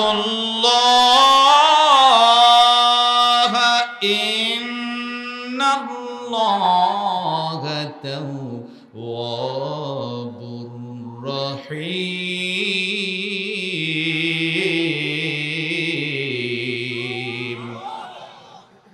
ডেকে বলতেন, হে যুবক শুনে রাখো, ইয়া আইয়ুহাল্লাযীনা আমানু, হে মুমিনগণ, আমানু তাবিউ কাসীরাম মিনায-যন্নি, হে মুমিনগণ তোমরা অধিক অনুমান থেকে বিরত থাকো। তার কারণ এমন কিছু অনুমান কথা আছে যেটা হচ্ছে মহাপাপ। সুতরাং অনুসন্ধান না নিয়ে কোনো ব্যাপারে তোমরা কোনো কথা বলবে না। বলেছেন কে? যুবক শুনে রাখো, অনুমান করে কোনো কথা বলা যাবে না। আমি যে প্রেম নিবেদনের গান গাচ্ছিলাম কেন গাইলাম? একবারও কিন্তু আমারে প্রশ্ন করো নাই। অনুমান করো, অনুসন্ধান না নিয়ে আন্দাজ করে, যেহেতু তুমি বলো সেটা আসলে তোমার দ্বারা ঠিক হয় নাই, তুমি অন্যায় করেছ, সকালবেলা খলিফা ওমরের দরবারে গিয়ে তোমার বিরুদ্ধে মামলা দেব। জোরে বলে সুবহানাল্লাহ। আমার ভাইরা, আমরা এভাবে অনুমান করে অনুসন্ধান না নিয়ে অনেক মানুষের ব্যাপারে অনেক কথাবার্তা বলে থাকি কি থাকি না? এরকম হয় কি হয় না? সবচাইতে বেশি হয় দেখবেন ইমাম সাহেবদের বিপক্ষে, মাঝে মাঝে ইমাম সাহেবদের বিপক্ষে ফতুয়া হয় কি হয় না? হয় কি হয় না? এর জন্য আমি বলে থাকি, কোন একজন ইমাম সাহেব, কিছু কিছু বাড়ি আছে দেখবেন ঘরের মধ্যে নেটওয়ার্ক থাকে না, কথা বলতে কষ্ট হয়। এরকম একজন ইমাম সাহেব দোকানদারকে বললেন, ভাই আমার মোবাইল ফোনে নেটওয়ার্ক পাই না রুমের মধ্যে, আমার কি করতে হবে? বলেন একটা উপায় আছে, সেটা হচ্ছে এই, আমার দোকানে এন্টিনা আছে, এন্টিনা যদি তোমার বাড়ির উপরে ঝোলাও, জ্যাক যদি ঢোকাও, মোবাইলের নেটওয়ার্ক আসবে, প্রাণ খুলে কথা বলতে পারবে। ইমাম সাহেব এন্টিনা কিনে উপরে ঝোলালেন, সুন্দর কথা। জোহরের নামাজের সময় হলো, নামাজ শেষ হলো, সভাপতি সাহেব এসে বলছেন ফতোয়া দিয়ে ইমাম সাহেবের পিছনে নামাজ জায়েজ নাই। মুসল্লির আশ্চর্য হলো ব্যাপার, হঠাৎ করে ফতোয়া দেয় কেন? নামাজ শেষে ইমাম সাহেব মুস্কি হেসে বলছেন, সভাপতি সাহেব আমার পিছনে নামাজ জায়েজ দেয়, ফতোয়া দিলেন, কারণ কি? তিনি বলতেছেন আপনার ঘরের উপরে এন্টিনা আছে, নিঃসন্দেহে আপনার বাড়িতে টিভি আছে। ইমাম সাহেব মুস্কি মুস্কি হাসছেন, বলছে সভাপতি সাহেব ভুল করেছেন, অনুসন্ধান না নিয়ে যাচাই বাছাই না করে আমাকে বলেছেন বাড়িতে টিভি, এটা টিভির এন্টিনা নয়, এই এন্টিনা হচ্ছে আমার মোবাইল ফোনের জন্য। সুতরাং আন্দাজ করে অনুসন্ধান না নিয়ে অনুমান করে কোনো কথাবার্তা বলা যাবে না। কথা বলা ঠিক কিনা? সুতরাং অনুমান করে যাচাই বাছাই না করে যে লোকের মধ্যে যেই দোষ নাই, মিথ্যা মামলা হামলা দিয়া কাউকে যদি জেলখানার মধ্যে পাঠায়া নির্যাতন করেন, নিঃসন্দেহে তা অন্যায়। কথা বলে ঠিক কিনা? আসতে বলবে না, জোরে বলে ঠিক কিনা? এমনও ব্যক্তি আছে যার নামে 5টা 7টা মামলা দিয়েছেন, আপনি যাচাই বাছাই করে দেখেন একটা মামলা পাওয়ার যোগ্যতার নয়, কিন্তু মামলা আছে কি নাই? আছে কি নাই? যারা মিথ্যা বানোয়াটি করে যাচাই বাছাই না করে মামলা দিয়েছেন কাউকে হয়রানি করার জন্য, নিঃসন্দেহে আপনাদের অন্যায় হয়েছে, এটা সমস্ত অন্যায়। কথা বলে ঠিক কিনা? কিয়ামতের ইলাহির আদালতে আল্লাহর কাছে জবাবদিহি করতে হবে। কথা বলে ঠিক কিনা?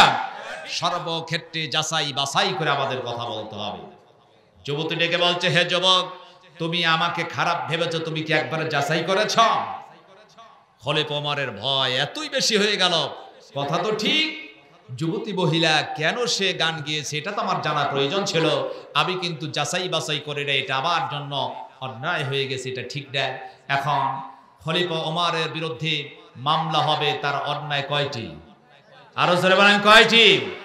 যুবতী বলে, একটা আয়াত লঙ্ঘন করার কারণে যদি আমি আসামি হই, আপনি কিন্তু 4টা আয়াত লঙ্ঘন করেছেন, আপনিও আসামি। সকালবেলা খলিফা ওমর দরবারে গিয়ে আপনার বিরুদ্ধে আমি মামলা দায়ের করব। আল্লাহু আকবার। এখন খলিফা ওমর বলছেন, মামলা যখন হবে, নিজের পরিচয় না দিয়ে গোপন করে বলছেন, মা মামলা যখন দিবেন আপনার পরিচয় একটু আমারে দেন, আমি আপনাকে পরিচয় জানতে চাই, আপনি কে? যুবতী মেয়ে দেখে বলেন, হে যুবক, তোমার পরিচয় কিন্তু তুমি দাও নাই আমার পরিচয়।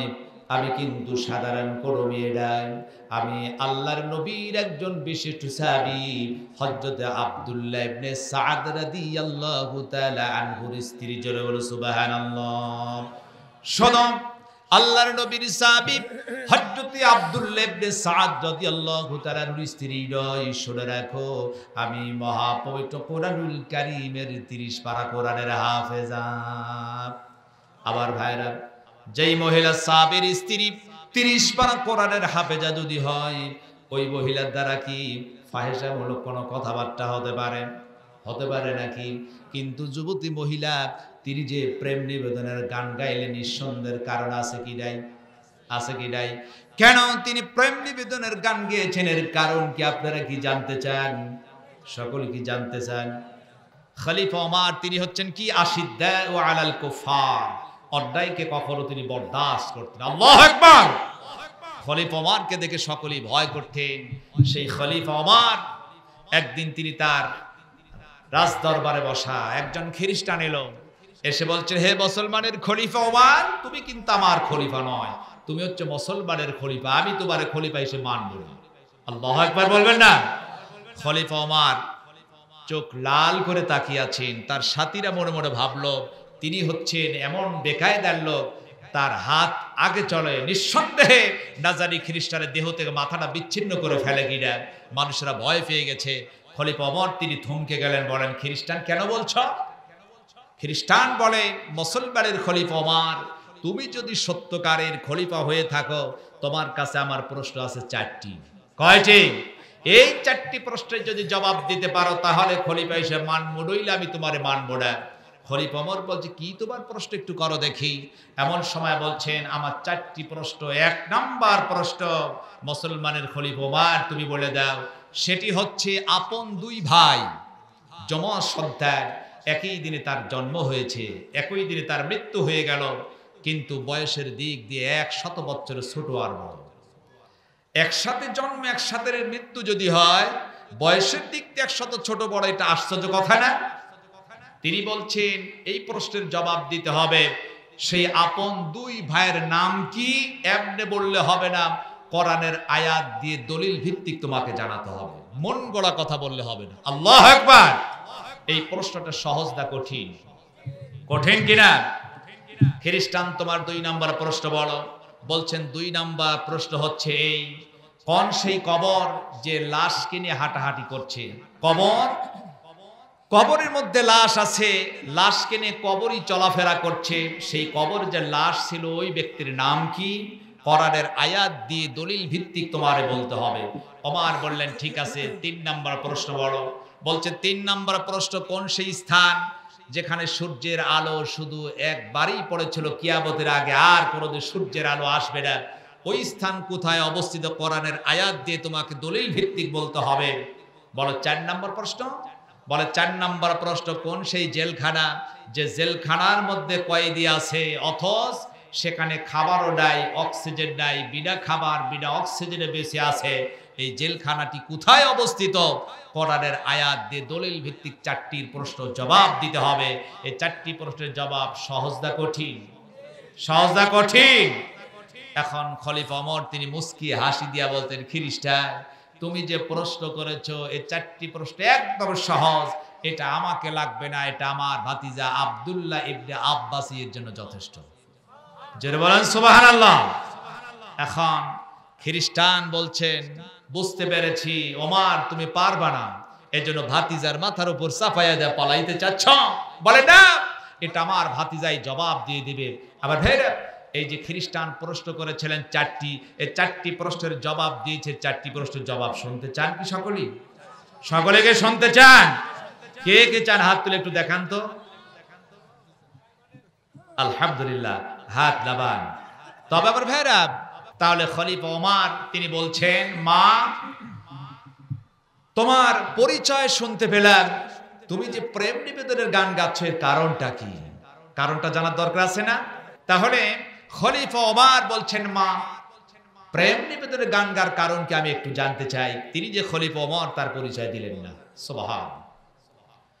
যুবক মেয়ে ডেকে বলে, খলিফা ওমরকে তিনি ডেকে বলতেছেন যেহেতু তারে চেনেন না, ডেকে বলেন, যুবক আমি তো তোমার পরিচয় জানি না, শুনে রাখো আমার স্বামী হযরতে আব্দুল্লাহ, আমার স্বামী আব্দুল্লাহ ইবনে সাআদ রাদিয়াল্লাহু তাআলা আনহুর সহিত যখন আমার বিবাহ হয়ে গেল, কবুল ইজাব হয়ে গেছে, খানার প্লেটে বসা অসংখ্য লোক বসা আছে, আমার স্বামীর সামনে প্লেট এলো, খানা তখন শুরু হয় নাই, হঠাৎ করে কোন একজন লোক এলো, ডেকে বলে, আব্দুল্লাহ ইবনে সাআদ শুনে রাখো এই মুহূর্তে রোম সম্রাটের বিরুদ্ধে জিহাদের ডাক এসেছে, আমাদের প্রেসিডেন্ট খলিফা হযরত ওমর ফারুক তোমাকে প্রধান সেনাপতির দায়িত্ব দিয়ে দিয়েছেন।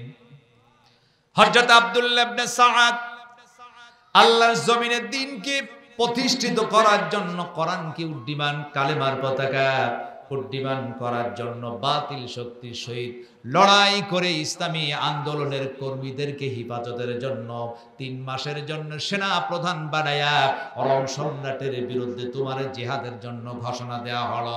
শোনার সঙ্গে সঙ্গে আমার স্বামী হযরত আব্দুল্লাহ ইবনে সাআদ রাদিয়াল্লাহু তাআলা তিনি খানার প্লেটটা সামনের দিকে ঠেলে দিলেন, খানার খাওয়া হলো না, দাঁড়ায় বলতেছেন, এই মুহূর্তে রোম সম্রাটের বিরুদ্ধে জিহাদ আমাকে যেতে হবে, জমিনে দ্বীন প্রতিষ্ঠিত করার জন্য কালেমার পতাকা উড্ডীমান করতে হবে, ইসলামের আন্দোলনের কর্মীদেরকে হেফাজতের জন্য প্রধান সেনাপতির দায়িত্বর ডাক যখন এসে গেছে, খাওয়া হলো না, বিদায় দাও, এই মুহূর্তে জিহাদে চলে যেতে চাই।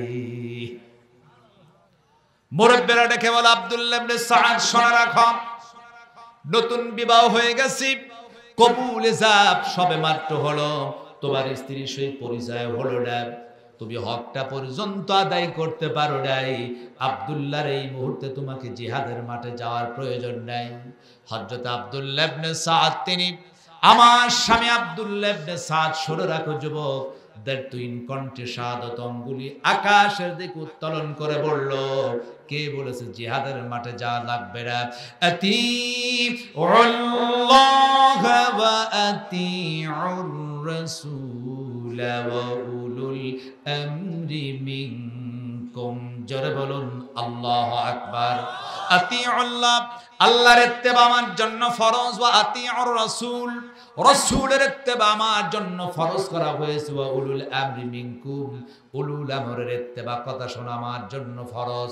উলুল আমর ওই নেতা যার চরিত্র ভালো, যে নেতা নামাজ পড়ে, কোরআন দিয়ে দেশ শাসন করে, যার চরিত্র ভালো, যেই নেতাটি কোরআন দিয়ে দেশ পরিচালনা করে, এমন নেতার কথা শোনা আমার জন্য ফরজ।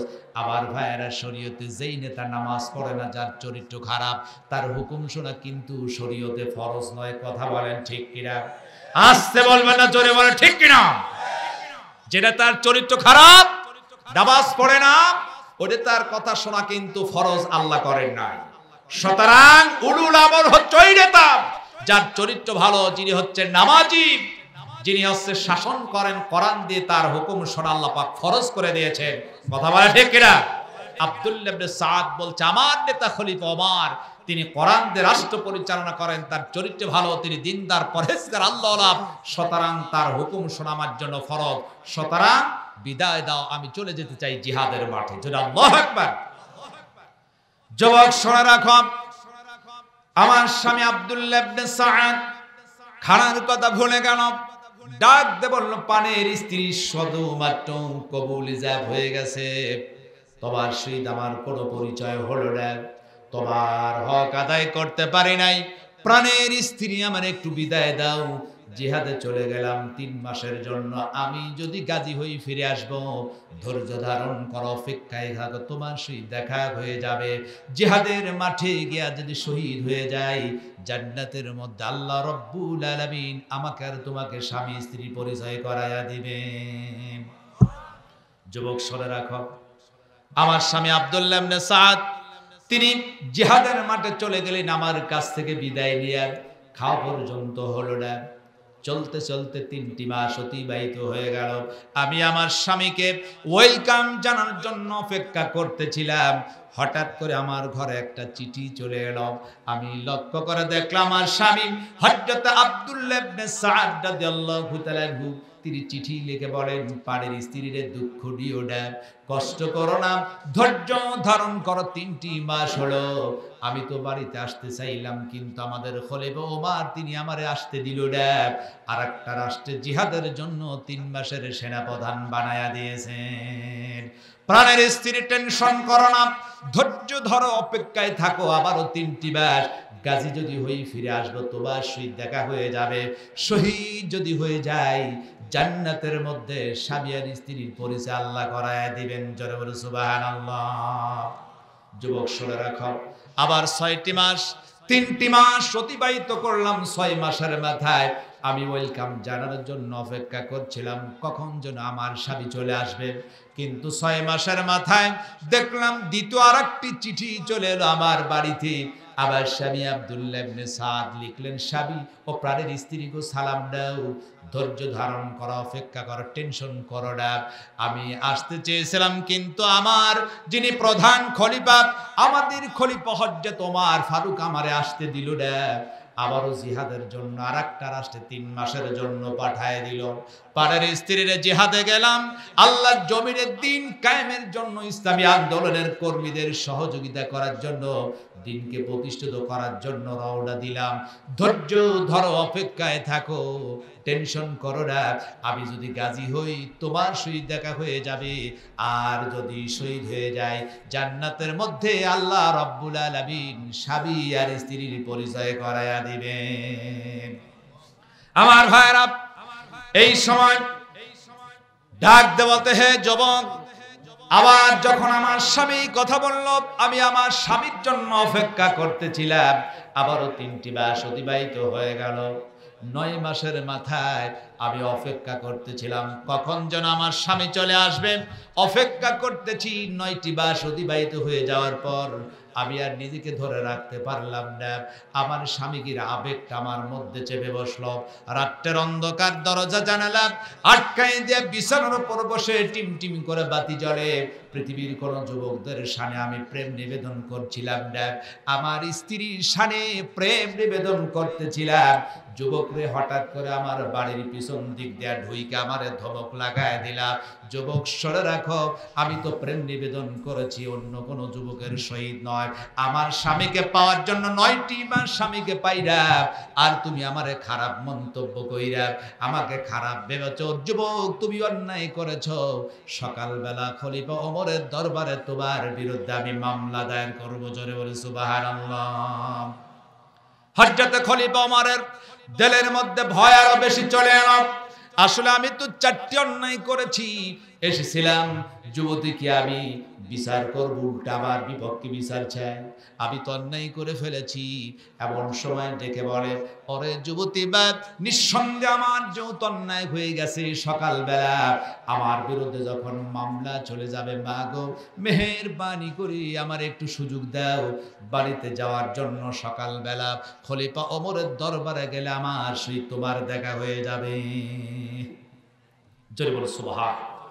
যুবতী মা শোনা রাখো, আমাকে একটু সুযোগ দাও বাড়িতে যাওয়ার জন্য। আমি তো মুসলমান জাতি কখনো মিথ্যা কথা বলতে পারে না, ওয়াদা কখনো খেলাপ করে না। মুসলিম জাতি হচ্ছে সিংহের জাতি, এরা হচ্ছে বীরের জাতি, জীবন দিতে রাজি আছে, বাতিল শক্তির কাছে মাথা নত করে না। কথা বলে ঠিক কিনা? মুসলিম জাতি সিংহের জাতি, কথা বলে ঠিক কিনা? মুসলিম জাতি ওয়াদা খেলাপ করে না।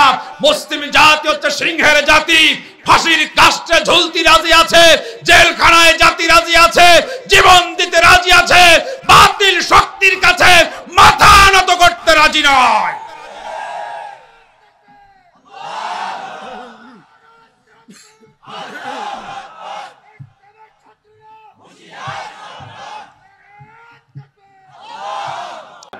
মুসলিম জাতি এরা হচ্ছে বীরের জাতি। এমন সময় খলিফা ওমর ডেকে বলছেন, মা তুমি আমার একটু সুযোগ দাও, আমি যেতে চাই বাড়িতে, ওয়াদা করছি ফিরে আসব, আমি কখনো ওয়াদা খেলাপ করি না। সুবহানাল্লাহ বলবেন না? যুবতী মহিলা বুঝে ফেলেছেন এ যুবক সাধারণ কোনো যুবক নয়।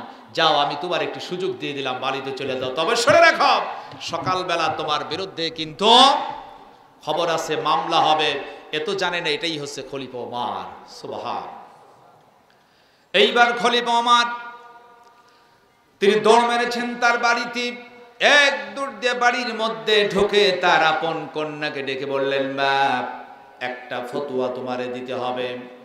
ডেকে বলে, আব্বাকে কিসের ফতোয়া? ডেকে বলছেন, মা ফতোয়া হচ্ছে এই, তোমার কাছে একটা ফতোয়া, একজন স্ত্রী তার স্বামী ছাড়া সর্বোচ্চ কতদিন পর্যন্ত অপেক্ষা করতে পারবে? এমন সময় ডেকে বলতেন, আব্বা গো, একজন স্বামী, একজন স্ত্রী তার স্বামী ছাড়া সর্বোচ্চ 4 মাস পর্যন্ত অপেক্ষা করতে পারে। কয় মাস? 4 মাস পর্যন্ত অপেক্ষা করতে পারেন। 4 মাসের বেশি কোনো স্বামী তার স্ত্রীকে ফেলে বাহিরে থাকতে পারবে না। তার মানে হলো ইসলাম কি সুন্দর। কথা বলে ঠিক কিনা? সকল বিষয়ে ইসলাম স্বাধীনতা দিয়েছেন স্বামী স্ত্রীর হক আদায়ের জন্য। ইসলাম এই সুযোগ করে দিয়েছেন। আজকে আমাদের দেশে এমন কিছু ভাইরা আছে বছরের পর বছর বিদেশ থাকে, কি থাকে না? প্রবাসী থাকে। সব মা কিন্তু খারাপ না, ধৈর্য নিয়ে অপেক্ষায় থাকে কয়েক বছর ধরে। কিন্তু এমন কিছু মা আছে মোবাইল ফোনের মাধ্যমে পাখির মতো উড়ে যায়। আছে কি নাই? আছে কি নাই? ইসলাম বলেছে 4 মাসের বেশি বাহিরে থাকবে না। কিন্তু আমার দেশের যুবকেরা কেন বিদেশে যায়? কারণ আছে। কারণ যারা হচ্ছে বেকার, বেকারটা অভিশাপ। কথা বলেন ঠিক কিনা? বিবাহ করেছে, সম্পদ নাই, চাকরি নাই, ব্যবসা বাণিজ্য নাই, চলবি কেমনে? তার কারণ হলো বর্তমান সমাজে যারা যোগ্য ব্যক্তির এখন আর কিন্তু চাকরি হয় না। কথা বলেন ঠিক কিনা? লভিংয়ের মাধ্যম দিয়ে টাকার বিনিময়ে অযোগ্য ব্যক্তি চাকরি পায়। আছে কি নাই? যাচাই বাছাই হয়। অযোগ্য ব্যক্তি লভিং আর টাকার মাধ্যম দিয়ে চাকরি পায়। অনেক যোগ্য ছেলের কোনো চাকরি নাই। কথা বলা ঠিক কিনা?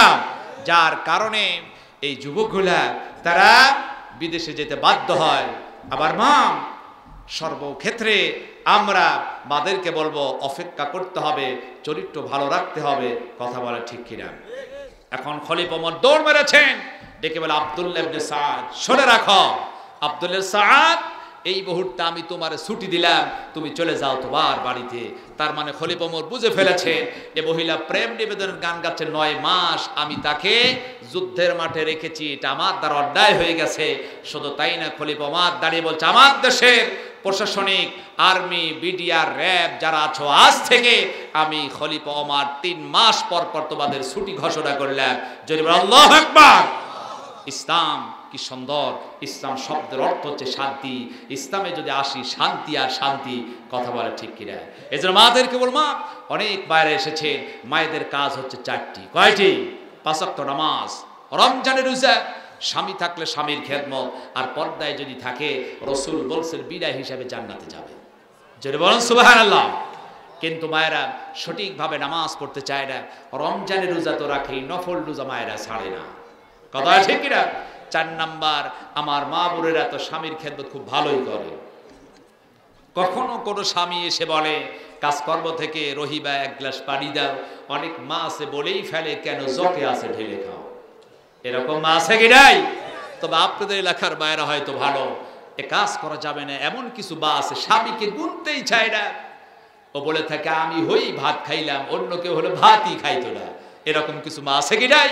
মাদের কোনো মা খবরদার স্বামীর খেদমত করতে হবে। 4 নাম্বার, পর্দায় থাকতে হবে। পর্দা তো আজ আমাদের মাঝে নাই, এখন আছে দরজার জানালায়। কথা ঠিক কিনা? আজকে পর্দা নাই, যদিও বুরকা আছে ডিজিটাল কায়দায়।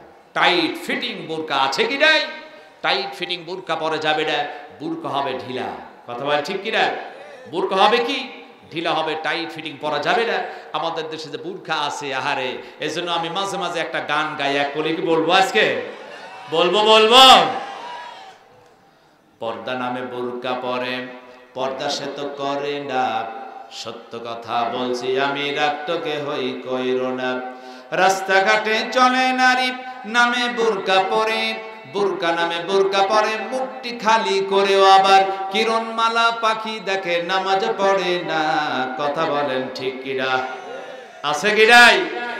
যদিও বুরকা পরে দেখবেন মুখ থাকে খোলা, এটা আসলে পর্দা নাম। ডিজিটাল কায়দায় ফ্যাশন বুরকা এখন আছে কি নাই? কিরণমালা পাখি নিয়ে ব্যস্ত, নামাজও পড়তে চায় না। নারীর পোশাক পুরুষে পরে, পুরুষে পোশাক নারী, এমন পোশাক পরেও আবার ভদ্র সাজে ভারী, ওরাও লিপস্টিকের ঠেলায় ডেডি আব্বা ডাকে না। কথা বলেন ঠিক কিনা? আছে কি নাই? আজকে দেখবেন আমাদের যুগের এমন কিছু বোন আছে, এমন হপিস্টিক লিপস্টিক মাখায়, যদি আব্বা বলে 2টা ঠোঁট এক জায়গায় হয়ে যাবে। বাবা যখন বলে হালিমা এদিকে আসো, ডিজিটাল কায়দা বলে এসসি ড্যাডি। আছে কি নাই? আছে কি নাই? মাদের কোন মা খবরদার, লিপস্টিক হকিস্টিক এইটা মাখা যাবে না, টাইট ফিটিং পোশাক পরা যাবে না, পোশাক হবে ঢিলা। রাসূল করিম সাল্লাল্লাহু আলাইহি ওয়াসাল্লাম তিনি বলছেন 6 শ্রেণীর নারী আছে, যেই নারীরা ঘরে থাকবে ওই সংসারে কখনো শান্তি থাকতে পারে না, আল্লাহর লানত বর্ষিত হয়। সাহাবীরা বলে ইয়া রাসূলুল্লাহ, কোন সেই 6 শ্রেণীর নারী যারা সংসারে থাকলে আল্লাহর লানত বর্ষিত হয়? হুজুর বললেন 6 শ্রেণীর নারী। 1 নাম্বার সেই নারীর গুণ বলছে তারা হবে আন্নানা নামক নারী। 1 নাম্বার আন্নানা, মান্নানা, হান্নানা, হাদ্দাকা, বাররাকার, সাদ্দাকা। 6 প্রকারের নারী যে সংসারে আছে, সংসারে কখনো শান্তি হবে না, আয় বরকত থাকবে না, আল্লাহর লানত বর্ষিত হবে। সাহাবীরা বলে ইয়া রাসূলুল্লাহ, শব্দের অর্থ তো কিছুই বুঝলাম না। হুজুর বললেন শোনো, 1 নাম্বার হচ্ছে আন্নানা, হচ্ছে ওই নারী যারা হচ্ছে আপত্তি করে বেশি, শুধু না শব্দের মধ্যে থাকে। নতুন বিবাহ হয়ে এসেছে স্বামীর বাড়িতে, এসে সে শ্বশুরের খেদমত করবে না, শাশুড়ির খেদমত করতে পারবো না। দেবর, ননদ, ভাসুর কারো কাজ করবে, এত লোকের ঝামেলা আমি বইতে পারবো না, তুমি আমি তুমি ছাড়া কারো ঝামেলা আমি করবো না। তার মানে কি হও, এসে আগে পৃথক হও, ভিন্ন হও। এরকম কিছু নারী আছে কি নাই? রাসূল বলেছেন তোমার মা আর বাবার মতো তোমার স্বামীর মা বাবা তোমার শ্বশুর শাশুড়ির খেদমত করো। যদি শ্বশুর শাশুড়ির খেদমত করে তোমার বিরক্ত বোধ হয়, বুঝে রাখো তোমার প্রতি আল্লাহর লানত বর্ষিত হয়। এইরকম মা আপনাদের এলাকায় নাই? আছে কি? আছে। হুজুর বললেন 2 নাম্বার মহিলা যারা হচ্ছে মান্নানা, যারা খুঁটা দিয়ে কথা বলে। এক শ্রেণীর নারী খুঁটা দেয় না, স্বামীকে ডেকে বলে আমার বাবার বাড়ি থেকে 1 লক্ষ টাকা এনে দিয়েছিলাম বলেই তোমার সংসার চলে, নইলে চলতোই না। 1 বিঘা জমি এনেছিলাম বলেই তো তুমি চলো। এরকম খুঁটা দিয়ে কথা বলে কি বলে না? আপনি আপনার বাবার বাড়িতে যদি আনেন, আপনার স্বামীকে দেন, খোঁটা দেওয়া যাবে না। তবে বর্তমান যুগে খোঁটা দেওয়ার পিছনে আরেকটি কারণ হচ্ছে, সেটি হচ্ছে কৌতুক নামের যৌতুক প্রথা চালু আছে কি নাই? আছে কি নাই? যৌতুক নেওয়া হারাম, কথা বলা ঠিক কিনা? যৌতুক নেওয়া যাবে না। আপনি 5 লক্ষ টাকা নিয়ে বিবাহ করার অর্থই হচ্ছে আপনার স্ত্রীর কাছে আপনি বিক্রি হয়ে গেছেন। আপনার স্ত্রী তো আপনার কান ধরে উঠাবে আর বসাবে, এটাই ঠিক, কথা ঠিক কিনা? আজকে আমাদের দেশে অনেক মায়েরা আছে স্বামীকে পিটায়। এরকম কেউ আছেন স্ত্রী হাতে পিটনি খাইছেন? কয়টা হাত তুলে দেখান তো, কয়জন একটু হাত তোলেন যে স্ত্রী আমার পিটাইছে। হায় হায়, এলাকার মায়েরা খুব তো ভালো, আলহামদুলিল্লাহ বলেন, আলহামদুলিল্লাহ বলেন। তাহলে রাসূল বলেছে খবরদার এ ধরনের খোঁটা দিয়ে কথা বলা যাবে না। 3 নাম্বার আল্লাহ রাসূল তিনি বলেন, হান্নানা নামক যে নারী, যার অর্থগুলো এলো পাতাড়ি করে, এদিক সেদিক করে, এমন নারী আছে অর্থগুলো উলাট পালাট করে, পাচার করে, এরকম নারী আছে কি নাই? স্বামীর বাড়ির অর্থ দেখবেন স্বামীকে না বলে চুরি করে নিজের ছোট ভাই বোন মা বাবাকে দেয়। অবশ্যই শরীয়তে জায়েজ আছে, নিজের ভাই বোন মা বাবাকে দিতে পারবেন, তবে অবশ্যই শর্ত হচ্ছে স্বামীকে জানাতে হবে, কথা বলেন ঠিক কিনা? স্বামীকে না জানায়া গোপনে গোপনে অর্থ চুরি করে যারা পাচার করে, রাসূল বলেন ওই ঘরে কখনো শান্তি আসবে না, আল্লাহর লানত বর্ষিত হবে।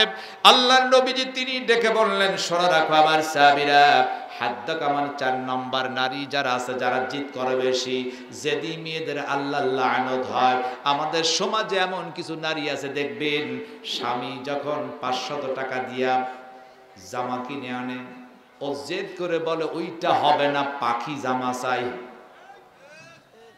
আসতে বলে জোরে বলা ঠিক কিনা? আপনি 500 টাকা দিয়ে শাড়ি কিনবেন, ওর পছন্দই হবে না, বলবে এটা চলবে না, কিরণমালা দিতে হবে। আছে কি নাই? স্বামীর দেওয়া পোশাকে যে নারীরা সন্তুষ্ট নয়, সে নিজে কিনতে চায়, এর প্রতি আল্লাহর লানত। খবরদার মায়েদের এই কাজ করা যাবে না। স্বামী যা দেবে এতেই সন্তুষ্ট থাকতে হবে। এমন কথা বলা যাবে না যে মৌলানা শামসুল কবির শরফি সাহেব ওনার স্ত্রীকে এত সুন্দর শাড়ি দেয়, তুমি যে শাড়ি দেয় তোমার পছন্দই হয় না, এরকম কথা বলা যাবে না। স্বামী যাদের তাতেই সন্তুষ্ট থাকতে হবে। রাসূল বলেন এমন আপত্তিকর, এমন জিদি কোনো মেয়ে যদি সংসারে থাকে, সংসারে আয় বরকত থাকবে না, অশান্তির আগুন দাও দাও করে জ্বলবে। সাহাবীরা বলে ইয়া রাসূলুল্লাহ 5 নাম্বার 12 কানা। হুজুর বলেন 5 নাম্বার ওই শ্রেণীর নারীর যে নারী একজনের কথা আর একজনের কানে লাগিয়ে দেয়, এরকম নারীরা তো এই দেশে নাই। আছে কি? একজনের কথা আর একজনের। রাসূল বলেছেন 3 শ্রেণীর নারীর কাছে, 3 শ্রেণীর লোকের কাছে গোপন কথা বলা যাবে না। তার 1 নাম্বার আছে নারীর কাছে গোপন কথা বলা যায়। তার কারণ মেয়েদের পেট হয় পাতলা, এরা হজম করতে পারে না, আপনি বললেও প্রকাশ করবে। আছে কি নাই? দেখবেন মায়েরা আছে পাশের বাড়িতে যায়, বুবু পান খাইব, চুন ফুরায় গেছে, একটু আমারে চুন দাও। বুবু চুন দিয়েছে, চুন নিয়ে পান চিবায় আর ডেকে ডেকে বলে, বুবু শুনেছ পঞ্চগ্রামের অমকের ছেলে অমকের মেয়ে এই ঘটনা, কেউ জানে না, আমি আর তুমি, কাউকে কিন্তু বলা যাবে না। বুবু বলে তাই কি বলি, কাউকে আমি তো বলবো না। ও পান খেয়ে চলে গেছে, বুবু এখন রান্না করবে, তেল ফুরায় গেছে, পাশের বাড়ি থেকে বুবু একটু তেল দাও। তেল যখন দিচ্ছে বলছো, বুবু শুনেছ পঞ্চগ্রামের অমকের ছেলে অমকের মেয়ে এই ঘটনা, কেউ জানে না, আমি আর তুমি, কাউকে কিন্তু বলা যাবে না। ও বলছে তাই কি বলি, কাউকে আমি বলবো না। সে আবার গিয়েছে আর এক বাড়িতে, এপাশে 1 ঘন্টার মধ্যে পঞ্চগ্রাম 6 লাখ করে দিয়েছে। বিবিসি লন্ডন হয়ে গেছে। অ্যাবোর্ড দাঁড়িয়ে আছে কি নাই? আসতে বলে আছে কি নাই? তবে এলাকার মেয়েরা ভালো, এলাকায় এরকম নাই। আপনার যতই বলে এলাকার মায়েরা ভালো, মাদের কেবল মা খবরদার এ ধরনের কথা বলা যাবে না। একজনের কথা আরেকজনের কাছে যে মেয়েরা লাগায়, হুজুর বলেছেন ওই বাড়ির প্রতি লানত, ওই নারীর প্রতি আল্লাহ লানত হয়, এই কাজ করা যাবে না। 6 নম্বরে রাসূল বলেন, যেই মেয়েগুলো অশ্লীল ভাষায় গালমন্দ করে তাদের প্রতি আল্লাহর লানত নাজিল হয়। আমাদের দেশের মেয়েরা তারা তো গালমন্দ করে না, ঝগড়া যদি শুরু হয় এই গ্রাম থেকে শুরু করে পাশের গ্রামে শোনা যায়। আছে কি নাই? মায়েদের কণ্ঠের এত ভোল্টেজ দেখবেন, চিৎকার দিয়ে ঝগড়া করে। আর মায়েদের একটা গুণ আছে দেখবেন, ঝগড়া যদি লেগে যায় 1 বছর পূর্বে কি হয়েছে সবগুলা টেনে ওঠায়। আছে কি নাই? যা তোরে চিনি এই করেছিলি, কয় কি কয় না? মাদের কল মা খবরদার, এই কাজ করা যাবে না। হুজুর বলেছেন এই 6 শ্রেণীর নারীকে বিবাহই করা যাবে না। সাহাবীরা বলেন, ইয়া রাসূলুল্লাহ, এই 6 শ্রেণীর নারীকে বিবাহ করা যাবে না, তাহলে আমরা চিনব কিভাবে? আজকে এই মাহফিলের মধ্যে অবিবাহিত ছেলেরা কয়জন আছে একটু হাত তুলে দেখাও তো। অবিবাহিত কারা আছে আমি একটু দেখতে চাই। কি ব্যাপার, এই সাইডে অবিবাহিত, সাইডে সব বিবাহিত লোক নাকি 2 সাইড হয়ে বসছেন নাকি? হাত একটু টান টান করে উঠাতে হবে। আলহামদুলিল্লাহ, হাত নামা। যেই যুবকগুলা বিবাহ করে না মনে মনে ভাবতেছে হুজুর চান্স একটা পেয়েছি, যারা ঠকেছে ঠকছে, আমরা ঠকতে রাজি নাই। আমরা জানতে চাই সেই 6 শ্রেণীর নারী কারা। আজকে আপনার বলতে হবে আমরা ঠকবো না, তোমাদেরকে অবশ্যই এই 6 শ্রেণীর নারীকে বিবাহ করা যাবে না। তোমরা সকলে রাজি আছো তো? আসো, এই 6 নারী শ্রেণীকে বিবাহ করা যাবে না।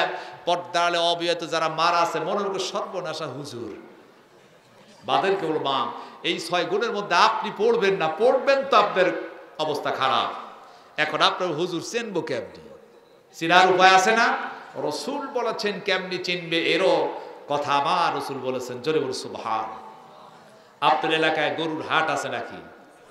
ব্যবসা করেন এলাকার লোক? ব্যাপারী আছে না? অনেক ব্যাপারী আছে। দেখবেন গরু যখন হাট কোথায়, এদিকে আশেপাশে হাট আছে নাকি? হ্যাঁ, মৌখোড়া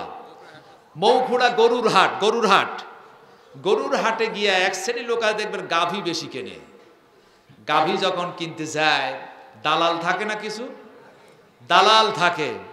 আর যিনি কিনতে যান, দালাল যখন গাভী দেখে ওই লোক কি করে, খালি দেখে পিছনের দিকে ঘোরে, ডেকে বলে ভাই তুমি গাভী কিনবা কিন্তু পিছনে ঘোরো কেন? ও ডেকে বলে আমি পিছনে ঘুরি, আমি গাভীর সাইজ দেখতেছি। কি দেখতেছি? সাইজ দেখতেছি, দুধ কেমন হবে। তার কারণ আমি সাইজ দেখতেছি, যেদের দুধ ভালো হয় নিঃসন্দেহে ওর বাচ্চাও ভালো হবে। একটা গরু কিনতে যদি মায়ের খোঁজ দিতে হয়, রাসূল বলেছেন তুমি যখন বিবাহ করবে, বিবাহ করার পূর্ব শর্ত হচ্ছে ওই নারীর বংশ মর্যাদা পরিচয় তোমাকে আগে নিতে হবে। কথা বলা ঠিক কিনা? আপনি দেখলেন চুক্কা নাক, কি সুন্দর টকটকে ফসটা, লম্বা চড়া হরিণের মতো টানা টানা চোখ, কিন্তু 14ই ফেব্রুয়ারি আসে পার্কে যাওয়া বাদ দেয় না। চিড়াখানায় থাকে, পার্কেও থাকে, যেখানে সেখানেই পাওয়া যায়। সুলা কলার কোনো দাম আছে ভাই? কত মাছি পোকা মাকড় লেগে থাকে, মাংনাও দিলে আপনারা নিবেন না। নিবেন কি? যে নারীগুলা 14ই ফেব্রুয়ারি এলে পার্কে আর গাছের গোড়ায় বাকবাকুম বলে, এরা আছে পোকা মাকড় লাগা সুলা কলা ছাড়ার কিছু নয়। কথা বলা ঠিক কিনা? এই নারীদেরকে বিবাহ করা যাবে না।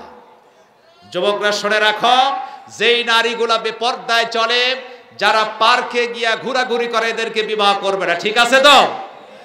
মাদেরকে বলো যার এই অভ্যাস আছে আজ থেকেই তওবা করেন, আর পার্কে যাবেন না, পর্দার মধ্যে চলে আসেন। তাহলে বিবাহ করতে হলে শর্ত হচ্ছে মা বাবা তার বংশ পরিচয় জানা প্রয়োজন আছে কি নাই? আছে কি নাই? আল্লাহ পাক তৌফিক দিন, সকলে বলো আমিন। আমার মা, আপনারা পর্দার মধ্যে আসেন, পর্দায় থাকতে হবে। এক নাম্বার প্রশ্ন হচ্ছে, আপন দুই ভাই একসাথে জন্ম একসাথে মৃত্যু, কিন্তু বয়সের দিক দিয়ে 100 বছরের ছোট আর বড় হয়েছিল কি জন্য, কিভাবে হলো, এটা বলতে হবে। কোরআনের আয়াত দিয়ে দলিল ভিত্তিক বলতে হবে। সেই দুই ব্যক্তির নাম কি ছিল আমি শুধু সংক্ষেপে বলে দিচ্ছি। হযরত আব্দুল্লাহ ইবনে আব্বাস রাদিয়াল্লাহু তাআলা আনহু তিনি বলেছিলেন, এক নম্বর প্রশ্নের জবাব তিনি মহাপবিত্র কোরআনুল কারীমের সূরা বাকারা 259 নম্বর আয়াত দিয়ে দলিল দিয়ে তিনি বুঝিয়ে দিয়েছিলেন যে দুইজন সন্তান ছিল আপন দুই ভাই, একজনের নাম ছিল উযাইর, আরেকজনের নাম ছিল উদাইর আলাইহিস সালাম। 100 বছরের ছোট আর বড় হলো কেন, আমি যদি ব্যাখ্যা করতে সময় লাগবে, আমি শুধু সংক্ষেপে বললাম কেন ছোট আর বড় হলো।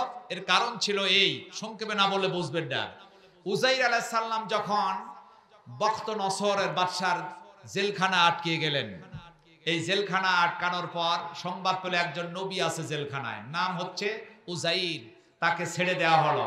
যখন তিনি ফেরত চলে যাচ্ছেন ক্লান্ত হয়ে গাধার পিঠে উঠে বাইতুল মুকাদ্দাসের সামনে শুয়ে পড়েছেন, সামনে লক্ষ্য করে দেখলেন কিছু লাশ দেখতে পেলেন, আর বাইতুল মুকাদ্দাস ধ্বংস হয়ে গেছে। আল্লাহর কাছে বলল, আল্লাহ এই লাশগুলাকে তুমি কেমনে জিন্দা করবে। সঙ্গে সঙ্গে মালাকুল মাউত এলো, আল্লাহর নির্দেশ হলো, উযাইর আলাইহিস সালাম ইন্তেকাল করলেন। 100 বছর মৃত অবস্থায় থাকলো, এরপর আল্লাহ আবার জিন্দা করলেন। এখন তাকে বলল, বলো তুমি কয়দিন মৃত ছিলে, বললো 1 দিন, অথবা কিন্তু কোন সময়। আল্লাহ বলে, না আমি তোমাকে 100 বছর মৃত অবস্থায় রেখেছিলাম। আল্লাহু আকবার। তিনি যে 100 বছর মৃত অবস্থায় পড়ে আবার জিন্দা হলেন, যার কারণে 100 বছর ছোট হয়ে গিয়েছিলেন হযরত উযাইর আলাইহিস সালাম। 2 নম্বরে যে প্রশ্ন ছিল, কবর লাশ কিনে ঘোরাঘুরি করছিল, এটার দলিল দিতে গিয়ে তিনি বলছেন যে সূরা আম্বিয়ার 87 এবং 88 নাম্বার আয়াত দলিল দিয়ে বলেছিলেন সেই কবরের লাশ ছিল হযরত ইউনূস আলাইহিস সালাম, অর্থাৎ তিনি মাছের পেটের মধ্যে ছিলেন, মাছ তাকে নিয়ে ঘোরাঘুরি করেছিল। আল্লাহু আকবার।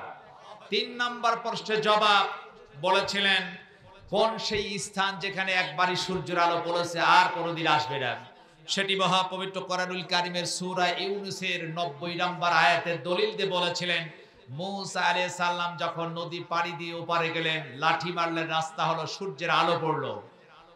যখন ফেরাউন তার দলবল নিয়ে গেলেন, আল্লাহ পানিকে এক জায়গায় করে দিলেন, ডুবায়া মারলেন, আর কোনোদিন ওখানে সূর্যের আলো পড়বে না। 4 নাম্বার প্রশ্নের জবাব ছিল কোন সেই জেলখানা যে জেলখানার কয়েদির অক্সিজেন নাই, খাবার নাই। এ জবাব দিতে গিয়ে বলছে সূরা মুমিনুনের 13 এবং 14 নাম্বার আয়াতে কারিমার দলিল দিয়ে বলা হয়েছিল এটা হচ্ছে মায়ের পেট। সন্তান মায়ের পেটের মধ্যে যখন ছিল, তিল তিল করে আল্লাহ পাক 9 থেকে 10টি মাস সেখানে বাঁচিয়ে রেখেছিলেন, কোনো অক্সিজেন খাবার দুনিয়ার ছিল না। আল্লাহু আকবার। যখন এই 4টি প্রশ্নের জবাব দেয়া হলো, খ্রিস্টান তখন তিনি ইসলামকে কবুল করলেন। সুবহান।